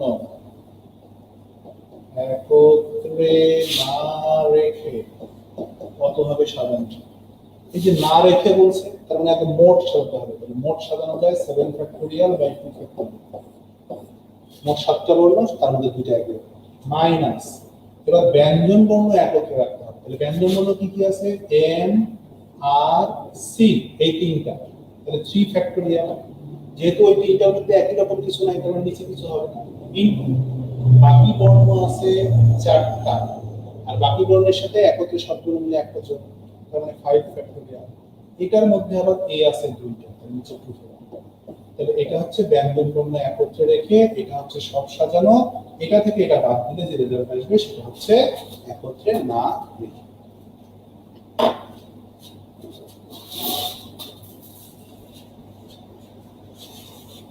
সবগুলোর মান লিখতে হবে, মান শেখাতে হবে।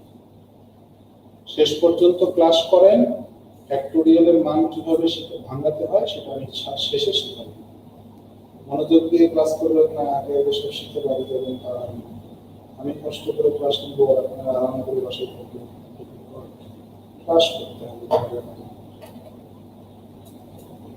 স্যার যদি সবাই একটু কমেন্টস করে জানাতেন বিষয়টা ক্লিয়ার হয়েছে।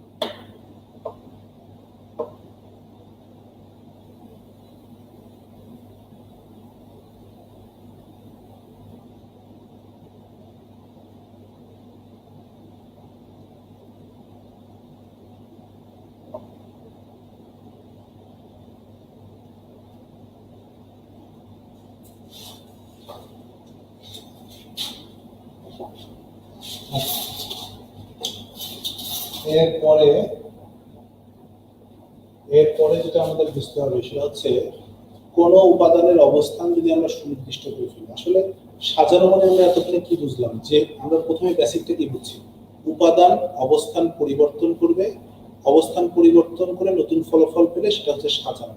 তার মানে সাজানোতে বা বিন্যাসে উপাদানগুলো অবস্থান পরিবর্তন করবে, এই জন্যই সে বারবার সাজবে, ভিন্ন ভিন্ন উপায় পাওয়া যাবে।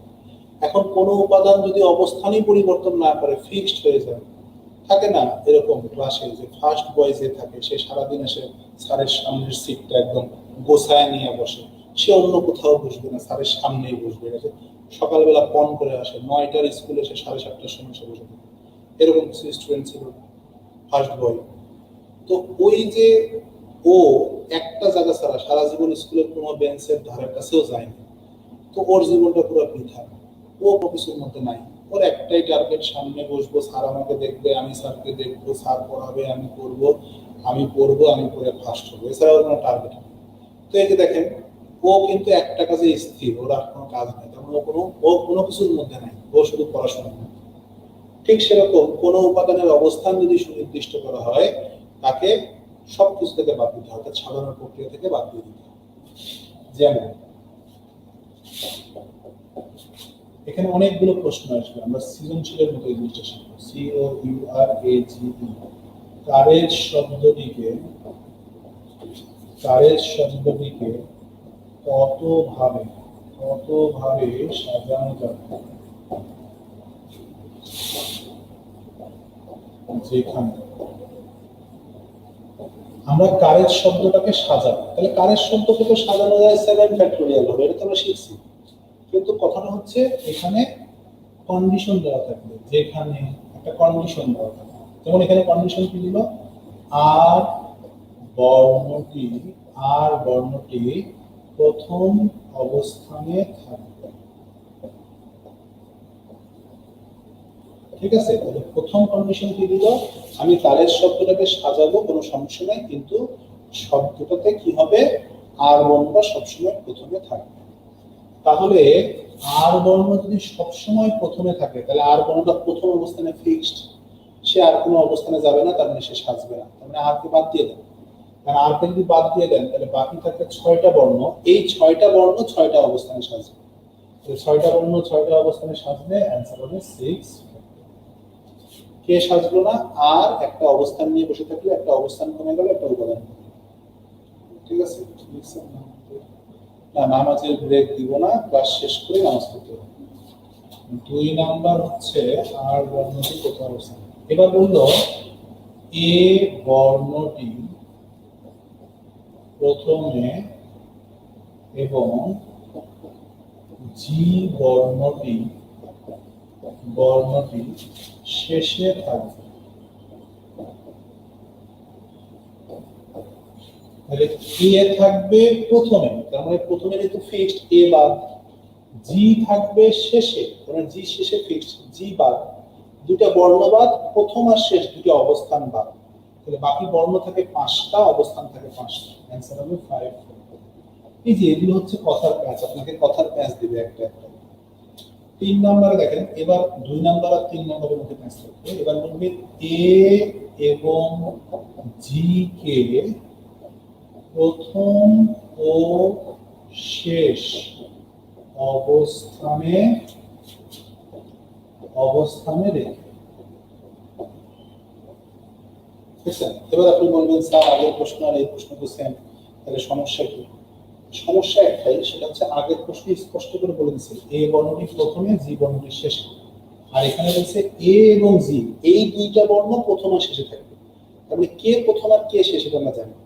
তাহলে দেখেন এই যে এ এবং জি এই দুইটা প্রথম আর শেষ এই দুইটা অবস্থান দখল করবে, আর বাকি যে 5টা বর্ণ তারা মাঝের 5টা অবস্থান দখল করবে। তারপরে এখানে কিন্তু 2 রকম ভাবে সাজবে, এ আর জি এরা এই দুটো অবস্থানে সাজবে, আর বাকি মাঝের 5টা মাঝের অবস্থানে সাজবে। তাহলে এখানে এ আর জি কে এই দুটো অবস্থানে সাজানো যাবে 2 ফ্যাক্টরিয়াল। এই যে দুটো অবস্থান, দুটো উপাদান, দুটো অবস্থান সমান সমান, এখানে 2 ফ্যাক্টরিয়াল। আর বাকি 5টা মাঝের 5টা অবস্থানে সাজবে 5 ফ্যাক্টরিয়াল। এখানে সুনির্দিষ্ট করার জন্য বাদ, আর এখানে সুনির্দিষ্ট না করে তারা যেহেতু নিজেদের মধ্যে জায়গা পরিবর্তন করার সুযোগ আছে, সেই সুযোগেও তারা সাজবে। তাহলে কোনো সুযোগই বাদ দেয়া হিসাব করা যাবে না। এটা যদি আপনি শুধু 5 ফ্যাক্টরিয়াল লেখেন, অঙ্কটা করবে কেন? কারণ এ আর জি নিজেদের মধ্যে সাজতে পারবে, সো সেই জায়গায় তাদেরকে সাজানোর চেষ্টা করতে হবে। কে কোথায় সাজতেছে, কে কোথায় সাজতে পারবে, সব বিবেচনা করতে। আচ্ছা, আরো প্রশ্ন আছে, আমি আরেকটা পেজ দিচ্ছি। এই প্রশ্নের সিকোয়েন্স এবার বলবে 4 নম্বরে বলবে স্বরবর্ণ বিজোড় অবস্থানে। তার মানে এবার আমরা কারেজ শব্দটাকে সাজাবো, কিন্তু স্বরবর্ণগুলোকে রাখবো বিজোড় অবস্থানে। স্বরবর্ণ কি কি আছে? C O U R A G ই, মানে ও ইউ এ ই, এই 4টা আছে স্বরবর্ণ। আর ব্যঞ্জন বর্ণ আছে সি আর জি, এই। এখন অবস্থান নির্ধারণ করবো কিভাবে? আমার কারেজ শব্দে বর্ণ হচ্ছে 7টা, কারণ আমার অবস্থান 7টা। প্রথম অবস্থান বিজোড়, তৃতীয় অবস্থান বিজোড়, পঞ্চম অবস্থান বিজোড়, সপ্তম অবস্থান বিজোড়। এই 4টা হচ্ছে বিজোড় অবস্থান, আর বাকি 3টা হচ্ছে জোড় অবস্থান। তাহলে আমি কি বলছিলাম, খেয়াল করবেন কাকে কোথায় সাজাতে বলছে, কয়টা উপাদান কয়টা অবস্থান। তাহলে স্বরবর্ণ আছে আমাদের 4টা, এই 4টাকে এই বিজোড় 4টা অবস্থানে সাজাতে বলছে। আমাকে বলছে কারেজ শব্দটাকে আমরা সাজাবো, কিন্তু স্বরবর্ণগুলোকে আমি বিজোড় অবস্থানে রাখবো। তাহলে 4টা স্বরবর্ণ 4টা অবস্থানে সাজাবো 4 ফ্যাক্টরিয়াল ইনটু ইনটু। এবার বাকি যে 3টা উপাদান আছে, এই 3টা অবস্থান আছে 3টা, তাহলে 3টা উপাদান 3টা অবস্থান, এখানে উপাদান অবস্থান সমান, তাহলে 3 ফ্যাক্টরিয়াল। তার মানে স্বরবর্ণগুলোকে যদি আমি জোড় অবস্থানে রাখি, তার জন্য পাবো 4 ফ্যাক্টরিয়াল, আর বাকি বর্ণগুলোকে বাকি 3টা অবস্থানে সাজাবো 3 ফ্যাক্টরিয়াল। এটা হচ্ছে কারেজ শব্দটির স্বরবর্ণগুলোকে বিজোড় অবস্থা। 5 নম্বর প্রশ্ন যদি বলে, 5 নম্বর প্রশ্ন আমি একটু সাইডে লিখছি। এবার বললো জোর অবস্থান রেখে, বলছেন মানে সেম। এবার বললো স্বরবর্ণ জোর অবস্থানে রেখে। হ্যাঁ, এবার আমরা স্বরবর্ণটাকে জোর অবস্থানে, তাহলে কি হবে দেখেন, স্বরবর্ণ আছে কয়টা? 4টা, কিন্তু আমার জোর অবস্থান কয়টা? 1টা 2টা 3টা। তাহলে কম বেশি আছে, কম বেশি আপনাদেরকে আমি শিখিয়ে দিচ্ছি। যেটা কম সেটা সাজাবেন। তাহলে এখানে অবস্থান কম, অবস্থান আছে 3টা, উপাদান 4টা, তাহলে অবস্থান সাজান। প্রথম অবস্থানে কয়টা বসতে পারবে? 4টা, ইনটু তারপরের অবস্থানে 1টা কম 3টা, ইনটু তারপরের অবস্থানে 2টা, শেষ। আর তো অবস্থান নাই। এবার আবার বাকি যে 3টা বর্ণ আছে, এই 3টা বর্ণ এবার সাজবে বিজোড় অবস্থা। যেহেতু স্বরবর্ণ জোড় অবস্থানে সাজছে, কারণ বাকিগুলো বিজোড় অবস্থানে সাজছে। সেখানে আবার আমরা দেখতে পাচ্ছি উপাদান আছে 3টা আর অবস্থান আছে 4টা। আমি কি শিখেছি? যেটা কম সেটাকে সাজাবো।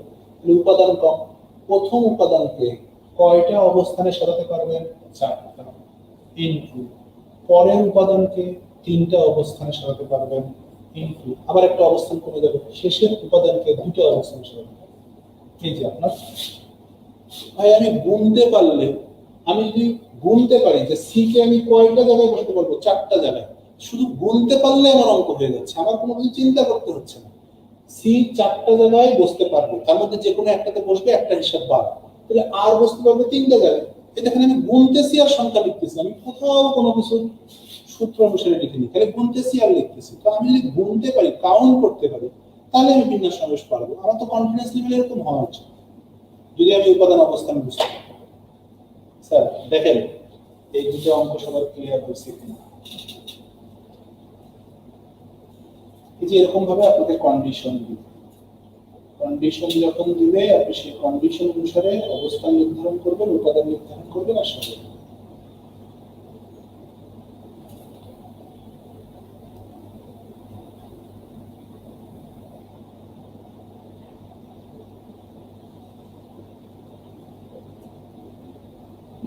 বিন্যাস সমাবেশ অনেক কঠিন স্যার, আমি ভালো বিন্যাস সমাবেশ বুঝতে পারি না।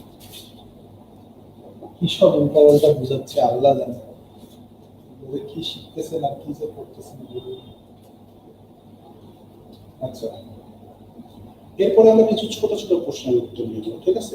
একদম ছোট ছোট প্রশ্ন, যেমন হচ্ছে গোল করে সাজানো। গোল করে সাজানো একটা জিনিস শিখবো। আর একটা শিখবো চারদিক থেকে দেখতে একই রকম, চারিদিক থেকে দেখতে একই রকম, এরকম হলে কিরকম ভাবে অঙ্ক করতে হয় সেটা আমরা শিখবো। এরপরে গোল আর চারিদিকে এই দুটো একসাথে হলে কিরকম অঙ্ক হয় সেটা শিখবো। আর লাস্টে আমরা শিখবো হচ্ছে রাস্তা বা যাতায়াত। মানে একটু ছোট ছোট সিগমেন্টের কিছু অঙ্ক, বেসিক গুলো বুঝলে আমাদের সূত্র লাগে না, সূত্র ছাড়াই আমরা এগুলো করতে পারি।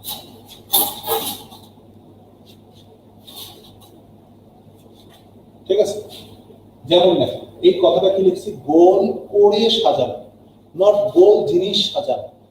গোল জিনিস সাজানো এটার মধ্যে পড়ছে না, এখানে হচ্ছে গোল করে সাজানো। যেমন ধরেন আপনি 10টা লোককে গোল টেবিলের চারপাশে বসাবেন, তার মানে তারা গোল হয়ে বসবে। এই যে গোল করে যদি বসে, মানুষগুলো কিন্তু গোল না, মানুষ গোল না, কিন্তু তারা সাজবে কিভাবে? গোল। তো যখন কোনো কিছুকে এরকম গোল করে সাজাবেন, তখন নিয়ম হচ্ছে যতজনকে সাজাবেন তার মধ্যে একজনকে স্থির করে ফেলবেন। আর যে স্থির সে বাদ, কেবলই আমরা শিখে আসলাম, কাউকে স্থির করলে তাকে সাজানোর প্রক্রিয়া থেকে বাদ দিতে হবে। তাহলে আপনাকে যদি বলে 10 জন লোককে একটি গোল টেবিলের চারপাশে কতভাবে বসানো যাবে, তাহলে 10 জন লোকের মধ্যে আপনি একজনকে বাদ দিয়ে দিবেন, স্থির করে বাদ, তাহলে থাকবে হচ্ছে 9 জন, 9 জন। ঠিক আছে, কিন্তু যদি বলে সভাপতির আসন নির্দিষ্ট রেখে, সভাপতির আসন নির্দিষ্ট রেখে 10 জনকে কতভাবে সাজানো যায়, তখন লিখবেন 10 ফ্যাক্টরিয়াল। কেন? কারণ গোল করে সাজালে আমরা একজনকে বাদ দিই। কেন? কারণ তাকে আমরা স্থির করি। এখানে সভাপতির আসন নির্দিষ্ট, কারণ সভাপতির আসনটা এখানে স্থির হয়েই আছে। তো সভাপতি ছাড়া যে 10 জন আছে সেই 10 জনকেই সাজাতে হবে, এখানে আর কাউকে স্থির করা যাবে। কিন্তু প্রথম অঙ্কে সভাপতিটা ছিল না, শুধু 10 জন লোক ছিল। সেই 10 জন লোককে যখন গোল টেবিলে সাজাতে বলছে, তাদের মধ্যে একজনকে স্থির করে দিতে হয়েছে। সো অঙ্কে যদি কাউকে আগে থেকে স্থির করে দেয়, তাহলে আপনি স্থির করবেন না, যতজন থাকবে সবাইকে সাজাবেন। আর যদি কাউকে স্থির করে না দেয়, তাহলে আপনি নিজে থেকে একটাকে স্থির করে নেবেন। কখন? গোল করে সাজাবেন।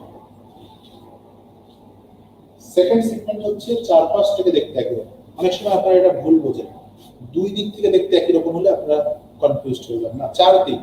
যেমন ধরেন একটা ফুটবল, আপনি যে পাশ থেকেই দেখেন না কেন দেখতে একই রকম। যেমন একটা মার্বেল, যে পাশ থেকেই দেখেন না কেন দেখতে একই রকম। যেমন একটা পুঁথি, যে পাশ থেকেই দেখেন না কেন দেখতে একই রকম। যেমন একটা হচ্ছে মুক্তা, যে পাশ থেকেই দেখেন না কেন একই রকম। তো আমাকে যদি প্রশ্ন করা হয় যে 12টি মুক্তাকে কতভাবে সাজানো যাবে, 12টি মুক্তাকে কতভাবে সাজানো যাবে, তাহলে 12টি মুক্তাকে সাজাবো 12 ফ্যাক্টরিয়াল। মুক্তা, মুক্তা দেখতে চারপাশ থেকে একই রকম, এই জন্য সাজানোর পর 2 দিয়ে ভাগ। এই যে সকল উপাদান চারপাশ থেকে দেখতে একই রকম, সেগুলোকে সাজানোর পর 2 দিয়ে ভাগ করতে হবে। এটা হচ্ছে নিয়ম, সাজানোর পর 2 দিয়ে ভাগ। গোল করে সাজালে একটা ভাগ, আর চারপাশ থেকে দেখতে একই রকম হলে 2 দিয়ে ভাগ। এই দুটো হচ্ছে নিয়ম। এখন এখান থেকে আপনাদের অঙ্ক কি আসবে? আপনাদের অঙ্ক আসবে 11টি মুক্তা দ্বারা, 11টি মুক্তা দ্বারা কতভাবে মালা তৈরি করা যাবে। 11টি মুক্তা দ্বারা কতভাবে মালা তৈরি করা যাবে। এখন বলেন, যখন আপনি মালা তৈরি করবেন, সাধারণত মালা দেখতে কেমন হয়? গোল হয়। তার মানে 11টা মুক্তা দিয়ে যখন মালা সাজাবেন, তখন গোল করে সাজাবেন। আর গোল করে সাজালে শিখে এসছেন একটা বাদ। তার মানে 11টা থেকে একটা বাদ দিয়ে আপনি কয়টাকে সাজাবেন? 10টা মুক্তাকে সাজাবেন। যদি মালা না বলে শুধু বলতো 11টি মুক্তা দিয়ে কতভাবে সাজানো যায়, তাহলে কিন্তু এই যে এটা এই নিয়ম হতো। কিন্তু যখন বলছে 11টি মুক্তা দিয়ে কতভাবে মালা তৈরি করা যায়, মালাটা গোল হওয়ার কারণে এই 11টা থেকে একটা মুক্তা লাগে। আর এই মুক্তা যেহেতু দেখতে চারপাশ থেকে একই রকম, মানে সাজানোর পর আবার 2 দিয়ে ভাগ। এই হচ্ছে গোল করে সাজানো, চারপাশ থেকে দেখতে একই রকম, চারপাশ থেকে দেখতে একই রকমের মধ্যে আবার গোল। এই হচ্ছে 3টা প্যাটার্ন। ঠিক আছে? আর একটা হচ্ছে রাস্তা বা যাতায়াতের উপায়। ধরেন আমি আছি ঢাকায়, এখান থেকে আমি চিটাগাং যাব, চিটাগাং। তো ঢাকা থেকে চিটাগাং যাওয়ার রাস্তা আছে 5টা। কয়টা রাস্তা? 5টা। আমাকে প্রশ্ন করা হলো, একজন লোক কতভাবে ঢাকা চিটাগাং যাওয়া আসা করতে পারে, যাতায়াত করতে পারে। তো সে যেতে পারবে 5টা রাস্তা দিয়ে, আবার সে আসতে পারবে 5টা রাস্তা। 5 গুণন 5, তার উপরে হবে 25। রাস্তা বা যাতায়াতের যে পথ বা উপায়, সেইগুলোর মাঝে গুণ সম্পর্ক, সেখানে কোনো ফ্যাক্টরিয়াল আসবে না। রাস্তা বা যাতায়াতের উপায়ের মধ্যে গুণ সম্পর্ক, সেখানে কোনো ফ্যাক্টরিয়াল আসবে না। না, এখানে 5 ফ্যাক্টরিয়াল ইনটু 5 ফ্যাক্টরিয়াল। এখানে হচ্ছে কত উপায়ে সে যেতে পারবে, সে 5টা রাস্তা দিয়ে 5 ভাবে যেতে পারবে। কত উপায়ে সে ফিরে আসতে পারবে, সে 5টা রাস্তা দিয়ে 5 ভাবে ফিরে আসতে পারবে। ঠিক আছে? এখন যদি আমাদেরকে প্রশ্ন করে যে একজন লোক কত উপায়ে ঢাকা থেকে চিটাগাং গিয়ে ভিন্ন পথে ফিরে আসতে পারে, তার মানে সে যাওয়ার সময় রাস্তা পাবে 5টা। মানে আসলে ব্যাপারটা কি হবে, 5টা রাস্তা দিয়ে যেতে পারবে, সে তো যাবে একটা রাস্তা দিয়ে। তো ধরেন সে যাওয়ার সময় এই রাস্তা দিয়ে গেছে। কারণ যে অঙ্ক যদি বলে যে ভিন্ন পথে ফিরে আসে, ভিন্ন পথ থাকবে, তাহলে যদি বলে ভিন্ন পথে ফিরে আসতে পারবে কতভাবে, এই ভিন্ন পথে ফিরে আসতে গেলে কি হবে, যে রাস্তা দিয়ে সে যাবে সেই রাস্তা দিয়ে তো সে আসতে পারবে না। তার মানে সুন্দরভাবে একটা উপায়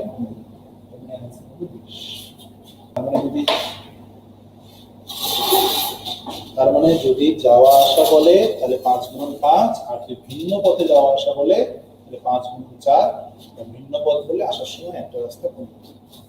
গোল চারিদিক থেকে দেখতে একই রকম, গোল চারিদিক থেকে দেখতে একই রকম, আর যাতায়াতের উপায়, এই 4টা নিয়ম এখানে শিখা দিয়েছি। সবাই একটু দেখেন, কারো কোনো প্রশ্ন থাকলে প্রশ্ন করবেন।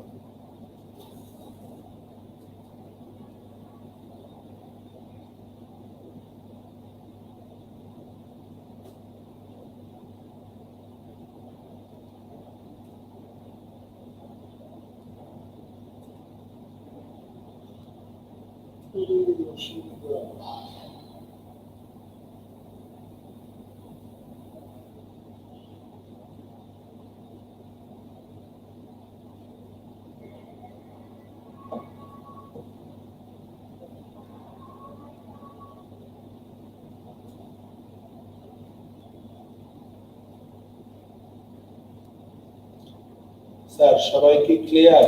একটু মতামত দেন, শুনি বুঝলেন কিনা, নাকি আমি শুধু গল্প করে গেলাম, আপনারা শুধু চুপচাপ শুনে গেলাম, নাকি কিছু বুঝলেন?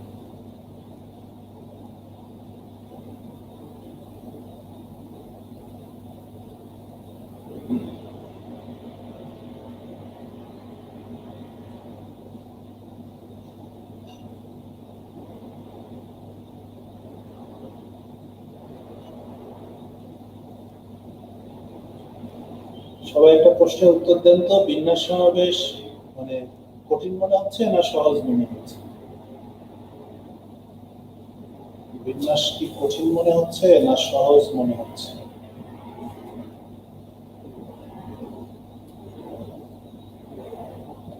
বিন্যাস কি কঠিন মনে হচ্ছে নাকি সহজ মনে হচ্ছে?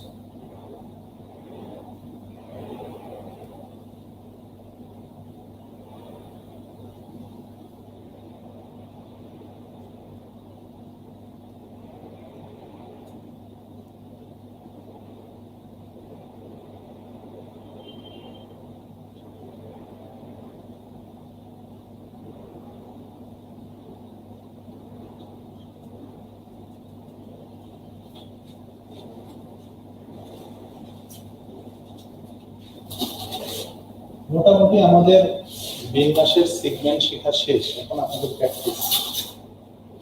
আর একটা নিয়ম আছে, এটা হচ্ছে সূত্রটা হয় এরকম, m⁴n। mটা হচ্ছে বেস আর nটা হচ্ছে পাওয়ার। বেস পাওয়ার, তো বেস থাকে নিচে আর পাওয়ার থাকে উপরে। হ্যাঁ, যে উপরে থাকে সে দিবে, আর নিচে যে থাকবে সে নিবে। এটা হচ্ছে দেওয়া নেওয়া সম্পর্ক। উপরে যে থাকবে সে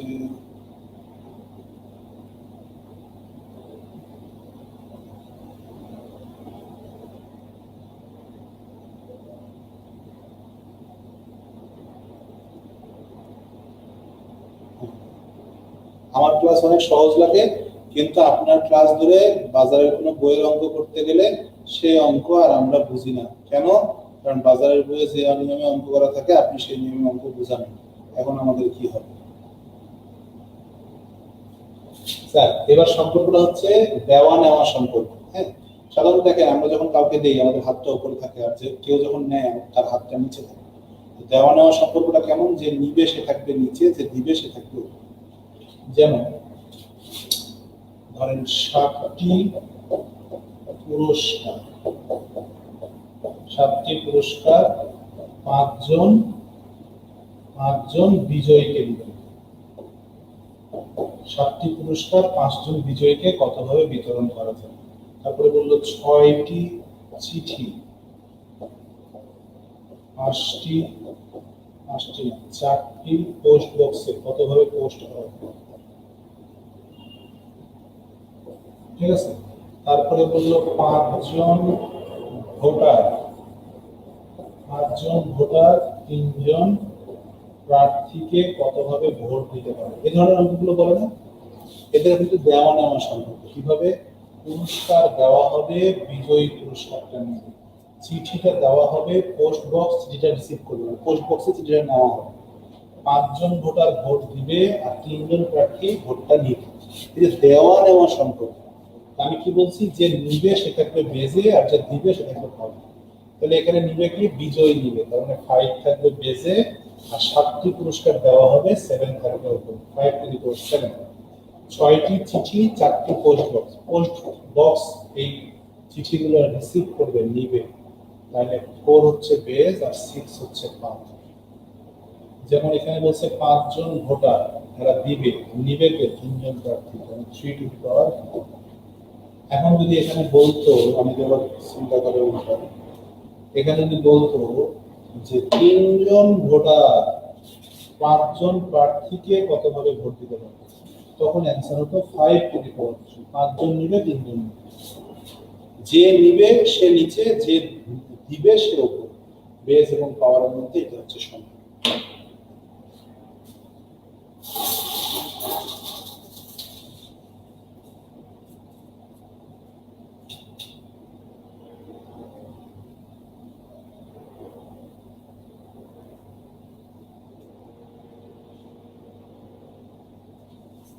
স্যার সবার কি বুঝছে?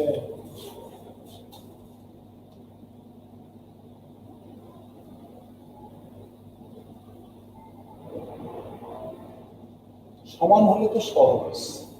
যদি বলে 4টা পুরস্কার 4 জন প্রার্থীর মধ্যে, 4 জন পুরস্কার দিবে, 4 টু দি পাওয়ার 4, এটা তো কোন 4 কোথায় গেছে এটা তো আর কেউ দেখবে না, এটা তো সহজ।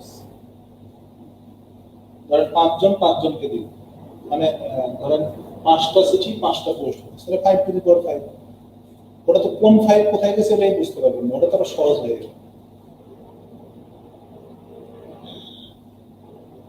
সুতরাং কম বেশি দিবে, যে নিবে সে থাকবে নিচে আর যে দিবে সে থাকবে উপরে। কম বেশি সাথে সম্পর্ক না, সম্পর্ক হচ্ছে দেওয়া নেওয়া সম্পর্ক, হচ্ছে দেওয়া নেওয়া সম্পর্ক। মোটামুটি এই হচ্ছে বিন্যাসের বেসিক নিয়ম। আমার মনে হয় যে আপনারা এই নিয়মে শিখলে যে কোনো ধরনের অঙ্ক সমাধান করতে পারবেন। আরেকটা জিনিস থাকে, সেটা হচ্ছে সংখ্যার বিন্যাস।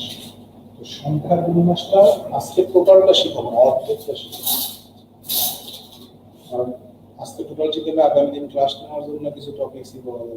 সমাবেশ তো সহজ, সমাবেশ হচ্ছে পানির মতো সহজ, বিন্যাস একটু কঠিন, সমাবেশ একদম পানির মতো। স্যার সংখ্যার বিন্যাস,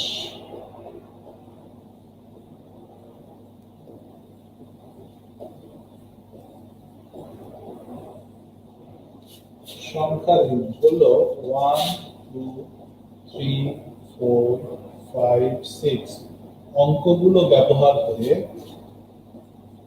4 অঙ্ক বিশিষ্ট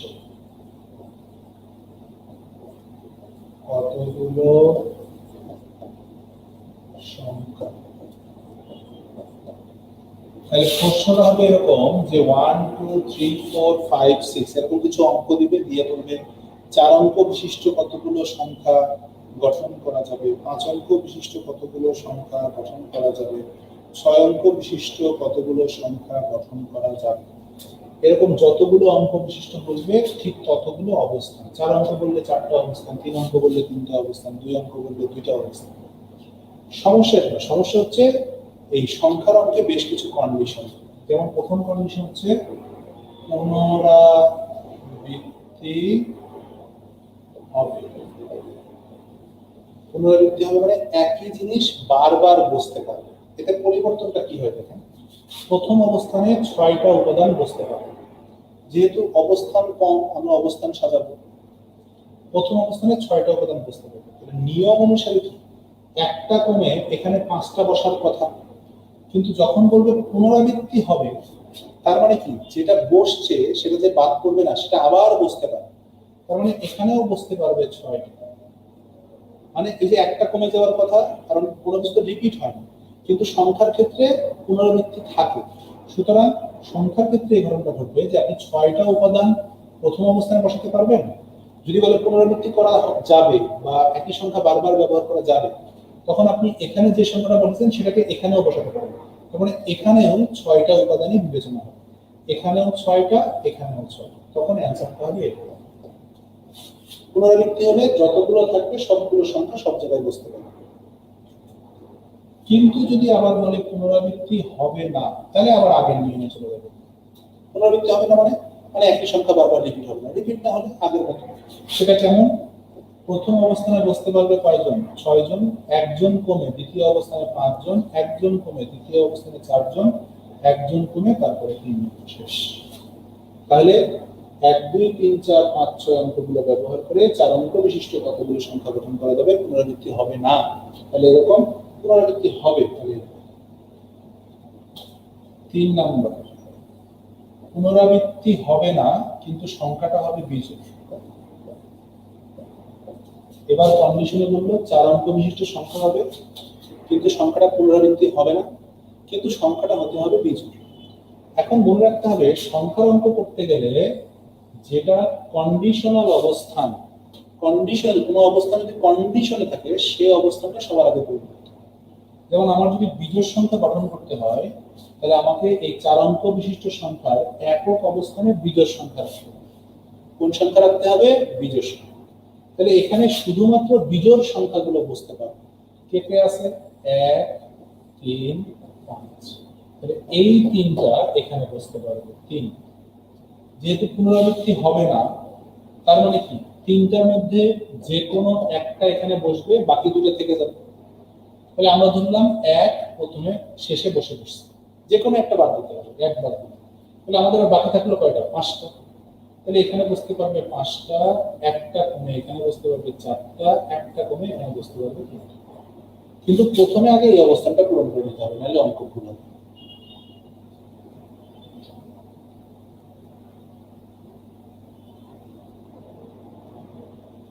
ঠিক আছে? এরপর বলবে পুনরাবৃত্তি ছাড়া, এরপর বলবে পুনরাবৃত্তি ছাড়া যোগ। যোগ তার মানে কি? ওই এক সেম নিয়ম এখানে এবার বুঝতে পারবে শুধুমাত্র জোড় সংখ্যা, শুধুমাত্র জোড়। তাহলে এখানে জোড় বসলে কি কি বুঝতে পারবে? 2 4 6, মানে তিনটা, তিনটার মধ্যে একটা বাদ, বাকি থাকবে 5টা। এখানে 5, এখানে 4, এখানে 3। কন্ডিশন কিন্তু শুধুমাত্র এই অবস্থানের জন্য, বাকি কোনো অবস্থানের জন্য কিন্তু কন্ডিশন নেই, সো সেখানে সবগুলো ব্যবহার করা যায়। আমাদেরকে যদি বলে যে কতগুলো সংখ্যা গঠন করা যাবে পুনরাবৃত্তি ছাড়া, যেগুলো 4000 থেকে বড় হবে, 4000 থেকে বড়, তাহলে একটা সংখ্যা 4000 থেকে বড় হওয়ার কন্ডিশন কি? তার একক, দশক, শতক, হাজার, এই যে হাজারের ঘর, এখানে 4000 থেকে বড় মানে 4 অথবা তার থেকে বড় সংখ্যা থাকতে হবে, তাহলেই ওটা 4000 থেকে বড় হবে। তাহলে 4 অথবা তার থেকে বড় সংখ্যা আমাদের কি কি আছে? 4 5 6, তিনটা সংখ্যা আছে। তাহলে এখানে বুঝতে পারবে তিনটা সংখ্যা। তিনটার মধ্যে বসবে কয়টা? একটা, একটা বাদ দেবে, তাহলে টোটাল থাকে কয়টা? 5টা। এবার এখানে বসতে পারবে 5টা, এখানে 4টা, এখানে 3টা। এইভাবে সংখ্যার অঙ্ক সমাধান করতে হবে। ঠিক আছে?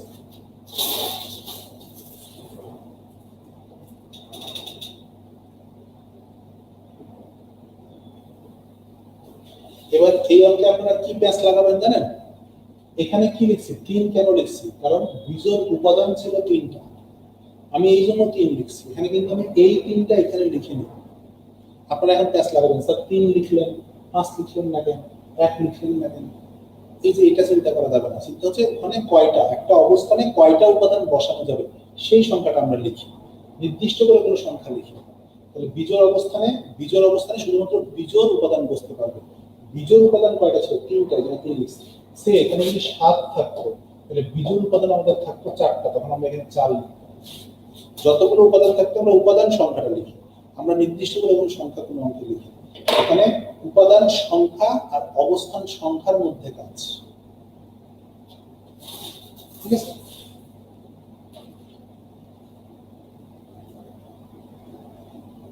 এত কমেন্টস করলে মাথার উপর দিয়েই যাবে, বোঝার চেষ্টা করলে এখন মাথায়। আচ্ছা যাই হোক, বিন্যাস সমাবেশ একবারে মাথায় ঢুকবে এটা আশা করাটা ভুল। আপনারা 2 দিন থাকবে এই ক্লাসটা, আমি আর নতুন করে কোনো অঙ্ক করাচ্ছি না, যা বুঝাইছি এটা মোর দেন এনাফ। তাহলে আপনারা হচ্ছে প্রথম থেকে শুরু করে এই পর্যন্ত আপনারা সব অঙ্ক সমাধান করবেন। আগামীকালও নেক্সট দিনও আমরা ক্লাস সংখ্যার বিন্যাস থেকেই শুরু করবো। এখানে আমি যেটা বুঝাইছি সেটা হচ্ছে শূন্য ছাড়া, আপনাদেরকে শূন্য দিয়েও বুঝাই দিতে হবে।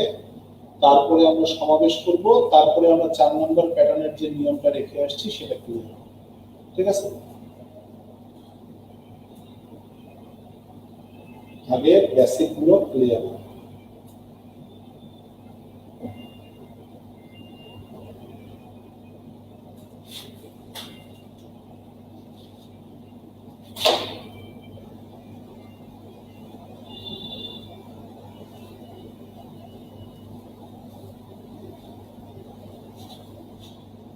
শোনেন, কন্ডিশন শুধু শেষেরটার ক্ষেত্রে এরকম আজে বাজে কথা বলার কোনো দরকার নেই। বিজোড় হলে বিজোড়ের কন্ডিশন কি? একক অবস্থানে বিজোড় থাকে। 4000 থেকে বড় হওয়ার কন্ডিশন কি? 1000-এর ধরে 4-এর থেকে বেশি সংখ্যা থাকে। এইভাবে চিন্তা করেন। যদি আপনি নির্দিষ্ট করে ঘর শেখেন, সংখ্যা শেখেন, তাহলে অঙ্ক পারবেন। নিয়ম শেখার চেষ্টা করেন, 1 নম্বর কথা। 2 নম্বর কথা হচ্ছে বেসিক পার্টে উপাদান অবস্থানগুলো আরো ভালো করে না বুঝলে এগুলো ক্লিয়ার হয় না। আমি তো বলছি যে উপাদান অবস্থান একবার কষ্ট করে আগে বুঝতে হবে, বারবার দেখে দেখে যে উপাদানকে কিভাবে অবস্থানে প্রয়োগ করছি, অবস্থানে কিভাবে উপাদান প্রয়োগ করছি, এই জিনিসগুলো আগে ভালো করে বুঝি, তখন দেখবেন এগুলো অনেক মজা লাগে। দেখেন আমি আমি কি বেশি কিছু করছি? আমি কি লিখতেছি? আচ্ছা, এখানে কয়টা সংখ্যা বসবে? কয়টা আছে? 6টা, তাহলে 6। 7টা থাকলে লিখতাম 7, 8টা থাকলে লিখতাম 8। আমি শুধু উপাদান সংখ্যার অবস্থান সংখ্যার সংখ্যা মিলাচ্ছি, আর কিছু করছি না। আপনার 10টা বন্ধু আছে, আপনি 5টা চেয়ারে বসতে দিবেন, তাহলে কি চিন্তা করবেন যে ক খ গ ঘ ইংরে বসাবো, বাকিগুলোরে বসাবো না? সবাইকেই কিভাবে বসানো যায় সবকিছু চিন্তা করতে হবে। এটা হচ্ছে অঙ্ক। তো অঙ্কে সব ধরনের সম্ভাবনা চিন্তা করতে হয়, সবকিছু চিন্তা করতে হয়। এই জন্য দেখে অনেক পেঁচানো হয়, কিন্তু আসলে পেঁচানো না সহজ।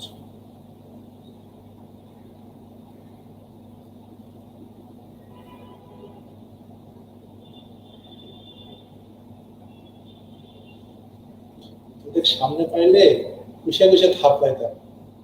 মজা না আমার সাথে না? এত কমেন্টস করি, কমেন্টস করতে করতে পুরো অন্ধকার করে ফেলছে এত কমেন্টস।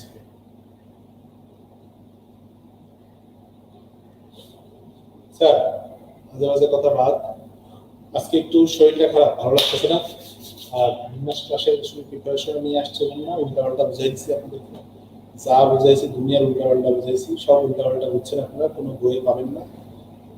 কি যে বুঝাইলাম আল্লাহ জানে। তবে একটাই কথা, এই ভিডিওটা 3বার দেখবেন, 4বার দেখবেন, 5বার দেখবেন, পারলে দেখতেই থাকেন। তার আগে যে পিডিএফটা পাবেন, সেই পিডিএফটা আগে হাতে লিখে নেবেন, পুরো খাতায় লিখে নেবেন। লিখে নেওয়ার পরে তারপরে ভিডিও দেখবেন আর খাতার সাথে মিলাবেন। একবার দেখবেন পুরোটা খাতা, আবার দেখবেন প্রথম থেকে শেষ পর্যন্ত, আবার দেখবেন। এবার 4-5বার দেখলে একসময় দেখবেন যে আপনি সম্পর্কগুলো বুঝতে, ও আচ্ছা, তার মানে এরকম অবস্থান থাকলে এখানে বসাতে হয়। ও আচ্ছা, যাকে যেখানে বসাতে বলে তাকে।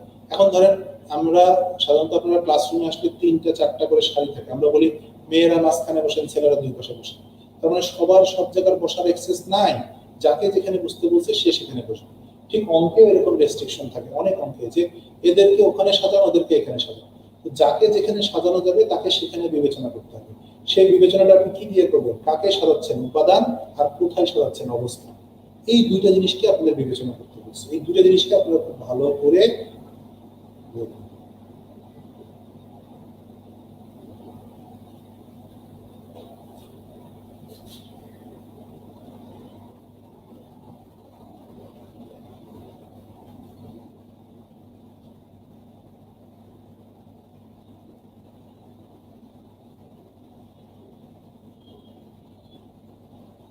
ঠিক আছে, ঠিক আছে, সবাই ভালো থাকবেন। আল্লাহ হাফেজ। বহুত বকাঝকা করছি, আর বকাঝকা করে দিন। একদিনের জন্য এটুকুই যথেষ্ট।